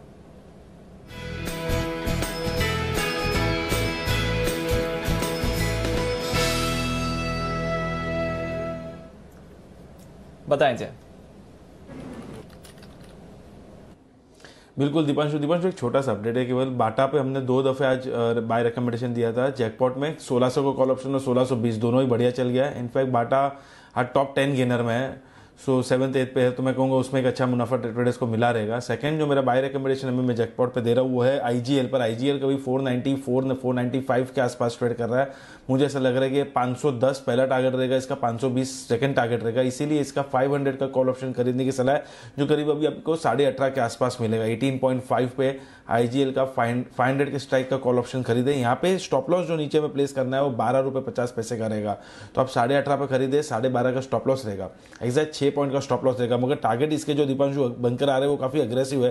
पहला टारगेट जो मैं देख रहा हूँ वो है 29 का, तो यहाँ से लगभग 10 रुपये ऊपर हमें देखने मिलेगा। और सेकंड टारगेट जो बन रहा है वो 33 का है।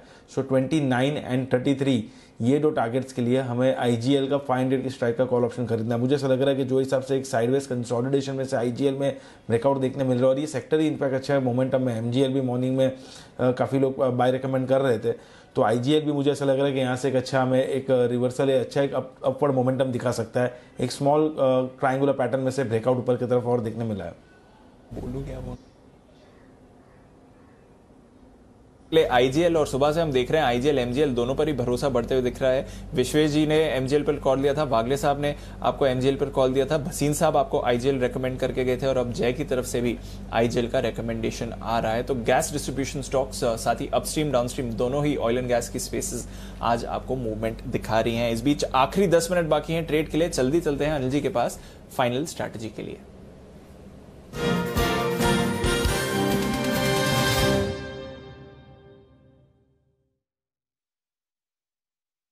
नेक्स्ट लेवल की अगर बात करें तो निफ्टी तो 50 पॉइंट ऊपर ही है, 13,550 के ऊपर होल्ड कर रहा है। बैंक निफ्टी 30,750 पर होल्ड करते हुए दिख रहा है, लगभग 150 पॉइंट्स की तेजी के साथ।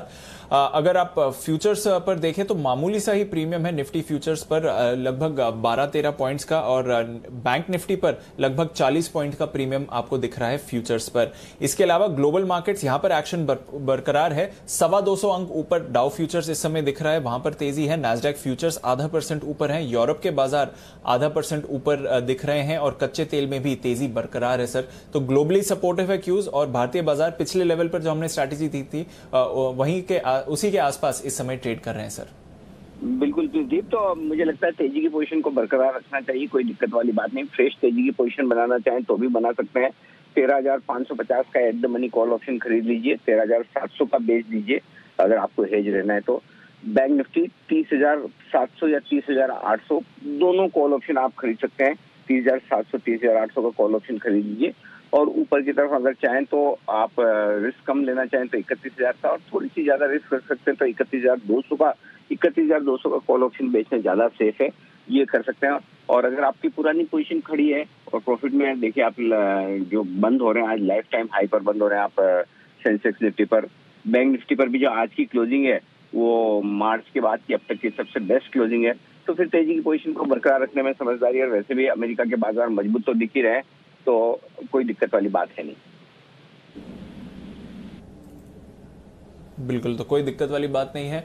पोजीशंस लॉन्ग की हैं तो उसे होल्ड करिए, हेज जरूर बना के जाइए, जैसा कि अनिल जी आपको लगातार बोलते रहते हैं। तो एक स्प्रेड बना सकते हैं, बुल स्प्रेड बना के जाइए, कोई परेशानी नहीं है इस समय बाजार की एक्शन के। बस आखिरी कुछ मिनट बाकी हैं, और इसमें भी हम देख रहे हैं कि कई सारे स्टॉक्स पर एक ब्रेकआउट आते हुए दिख रहा है। Sumit ji, IDFC, not IDFC first, IDFC limited, यहां पर नजर डालिए, एक ब्रेकआउट आया है, 40 के लेवल्स स्टॉक पर आते हुए दिख रहे हैं। क्या चल रहा है इस चार्ट पर, कोई ट्रेड बनता है सर?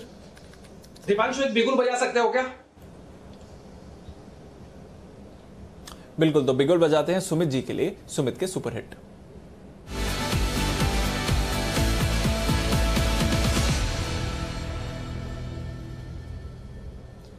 सुमित जी के साथ विचारधारा मिलती हुई, बताएं सुमित जी क्या करना चाहिए इस पर?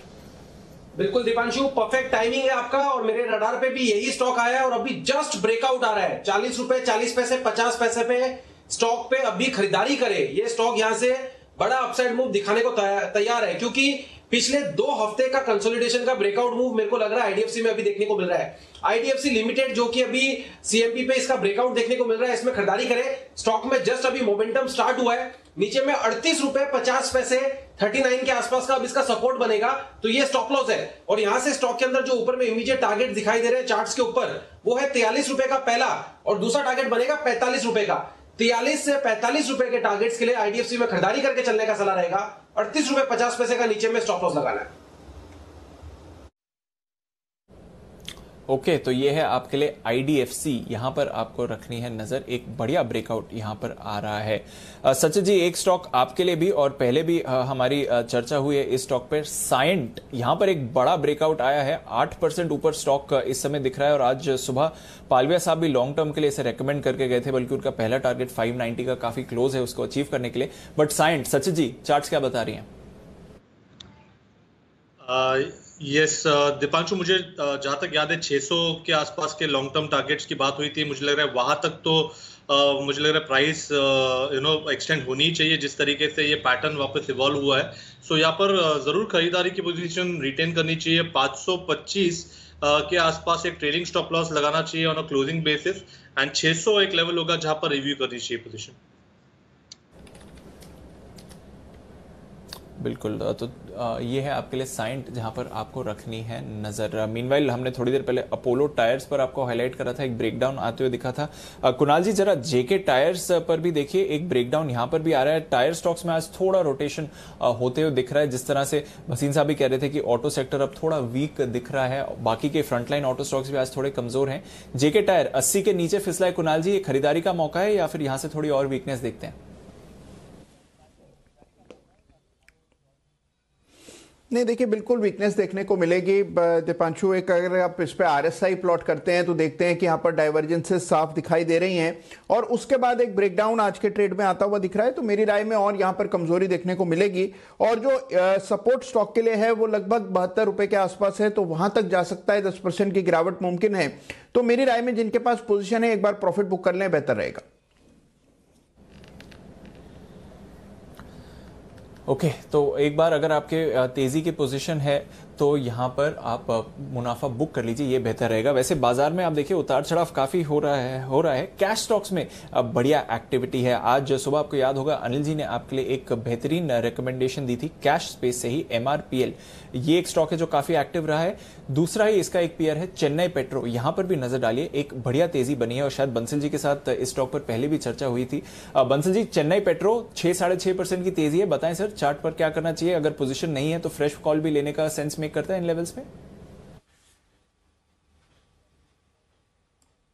देखिए दिवांशु, टेक्निकल रुझान काफी बढ़िया है और इस स्टॉक को भी मैंने और कुणाल जी ने 70 रुपीज के अराउंड रिकमेंड किया था और अब तो काफी बढ़िया टेक्निकल स्ट्रक्चर है। ब्रेकआउट के बाद जिस तरीके का टेक्निकल स्ट्रक्चर है, ये अपमूव जो है एक्सटेंड करेगा दिवांशु, और ऊपर में 120 एक टारगेट बैठता है, जो नेक्स्ट टारगेट बैठता है, तो 120 के टारगेट के लिए होल्ड है। और अगर करेक्शन पे स्टॉक 107, 108 के अराउंड मिल जाता है तो उन स्तरों पे लेना चाहिए 104 के स्टॉप लॉस के साथ 120 के टारगेट के लिए। ओके, तो 120 के टारगेट्स के लिए 104 पर अगर डिप आता है तो बेहतर रहेगा, वहां पर नजर रखिए। बट डेफिनेटली 120 के टारगेट्स के लिए इस पर मूवमेंट आते हुए आपको दिख सकता है। ये है आपके लिए चेन्नई पेट्रो। MRPL अनिल जी की पसंद, आज देखिए 4-5.5% वो स्टॉक ऊपर है। चेन्नई पेट्रो बंसल जी को भी पसंद है। इंडियन बैंक, थोड़ी देर पहले सुमित जी से बात हो रही थी, अब देखिए 12% की तेजी इस स्टॉक पर आती हुई दिख रही है, तो रुकने का नाम नहीं ले रहा है इंडियन बैंक। यहां पर एक अच्छा एक्शन है। DCB बैंक, भसीन साहब की पिक, यहां पर भी जबरदस्त उछाल इस समय दिख रहा है। कर्नाटका बैंक एक और स्टॉक, 2% की तेजी इस पर भी। किरण जी, मिंदा कॉप के चार्ट जरा देखिए, यहां पर भी एक जबरदस्त एक्शन है। ऑटो स्टॉक्स में आज दोनों तरफ के ट्रेड्स हो रहे हैं, बट मिंदा कॉप 6% ऊपर है 93-94 के लेवल्स पर। कोई BTST बनता है इस पर? बिल्कुल BTST करके जा सकते हैं दीप। अच्छा चार्ट पैटर्न है। मेरा मानना है कि इधर से अपसाइड बिल्कुल देखने को मिल जानी चाहिए स्टॉक में। नेक्स्ट जो बैरियर है उसका सीधा 105-106 लेवल्स पे है, तो वो टारगेट्स मान के चलने चाहिए। वो फर्स्ट टारगेट्स रहेंगे। अभी जो लॉन्ग पोजीशंस लेंगे वो 89 के स्टॉप लॉस के साथ या 90 के स्टॉप लॉस के साथ भी ले सकते हैं। ओके, तो 90 के स्टॉप लॉस के साथ यहाँ पर आप अगर चाहें तो अपनी लॉन्ग पोजीशंस होल्ड कर सकते हैं। ये है आपके लिए मिंदा कॉप, अच्छा मूवमेंट आया है। Oil India, Sumit ji closing में जाएं उससे पहले जरा ऑयल इंडिया के भी चार्ट देख लीजिए। एक स्पाइक यहाँ पर भी आए, 118 के लेवल्स पर है। ऑयल एंड गैस के साथ साथ यहाँ पर भी मूवमेंट है। बताएं, ऑयल इंडिया में कोई ट्रेड है? एग्जिस्टिंग पोजीशंस को होल्ड करना चाहिए दीपांशु। 117-118 का अभी भाव चल रहा है स्टॉक के अंदर। नीचे में 111-112 का सपोर्ट बन रहा है अभी इमीडिएट, तो वो स्टॉप लॉस होगा। और ऊपर में टारगेट्स देखने को मिल सकते हैं 120 का लेवल निकलने के बाद 125 से 127 रुपए तक के, तो ट्रेलिंग स्टॉप लॉस लगा के एग्जिस्टिंग पोजीशंस को होल्ड कर सकते हैं। ओके, तो ये है आपके लिए ऑयल इंडिया, नजर रखिए। टेस्टी बाइट एक और स्टॉक, आज SPL मिड कैप में सेठी साहब ने इस स्टॉक को रेकमेंड किया था। उनकी शॉर्ट टर्म पिक के लिए 11,170 पर रेकमेंड किया था। 12,000 के उन्होंने टारगेट दिए थे, 11,400 के ऊपर आपको वो दिख रहा है। शॉर्ट टर्म ही पिक थी उनकी, बट कमाल दिखाती हुई आज के ही ट्रेडिंग सेशन में।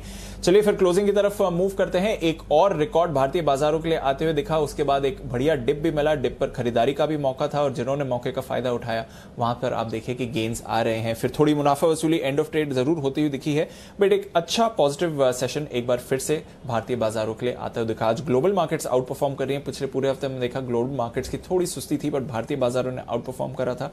ग्लोबल मार्केट आउट परफॉर्मेंस के बीच भारतीय बाजार पॉजिटिव क्लोजिंग की तरफ जाते हुए दिख रहे हैं। PSUs, oil and gas, economy से जुड़े सेक्टर्स, ये सभी तेजी में थे। आज ONGC निफ्टी का टॉप गेनर, बहुत रेयर होती है ऐसी सिचुएशन जब आप ONGC को एक टॉप गेनर देखते हैं निफ्टी पर। 5.5% की तेजी इस स्टॉक पर आती हुई। Coal India not too far behind, 3.5% ये स्टॉक ऊपर था। IOC, NTPC, BPCL, यहां पर भी आपने अच्छी खरीदारी आती हुई देखी। L&T जबरदस्त तेजी इस स्टॉक में है, 850 के लेवल्स पर। आज 1250 पर स्टॉक आते हुए दिखा है, 4.5% ऊपर क्लोजिंग देता हुआ। सिप्ला अच्छी खबर थी, कैंसर ड्रग के सेटलमेंट पॉइंट की, यहां पर हमने 4% की तेजी देखी है। आईसीआईसीआई बैंक लंबे समय बाद यहां से अच्छा पार्टिसिपेशन मिला, 2% ऊपर स्टॉक क्लोज हुआ। Titan, Kotak bank, Britannia, Asian Paints, UltraTech, Bajaj finance, Tata steel, Hindalco, Nestle और एसबीआई आपके लिए कुछ और गेनर्स रहे। वहीं Eicher Motors, Hero MotoCorp, MNM यहां पर गिरावट देखी। बजाज ऑटो प्रेशर में आते हुए दिखा, टाटा मोटर्स, मारुति सुजुकी, तो सारे के सारे जो फ्रंटलाइन ऑटो स्टॉक्स हैं यहां पर गिरावट का प्रेशर बनते हुए दिखा है। टेक महिंद्रा यहां पर मुनाफा वसूली रही, विप्रो पर अंडर परफॉर्मेंस थी, रिलायंस इंडस्ट्रीज ने आज बिल्कुल पार्टिसिपेट नहीं करा और आईटीसी हल्के से दबाव पर ये स्टॉक भी दिखा, पर स्ट्रेंथ काफी पॉजिटिव थी।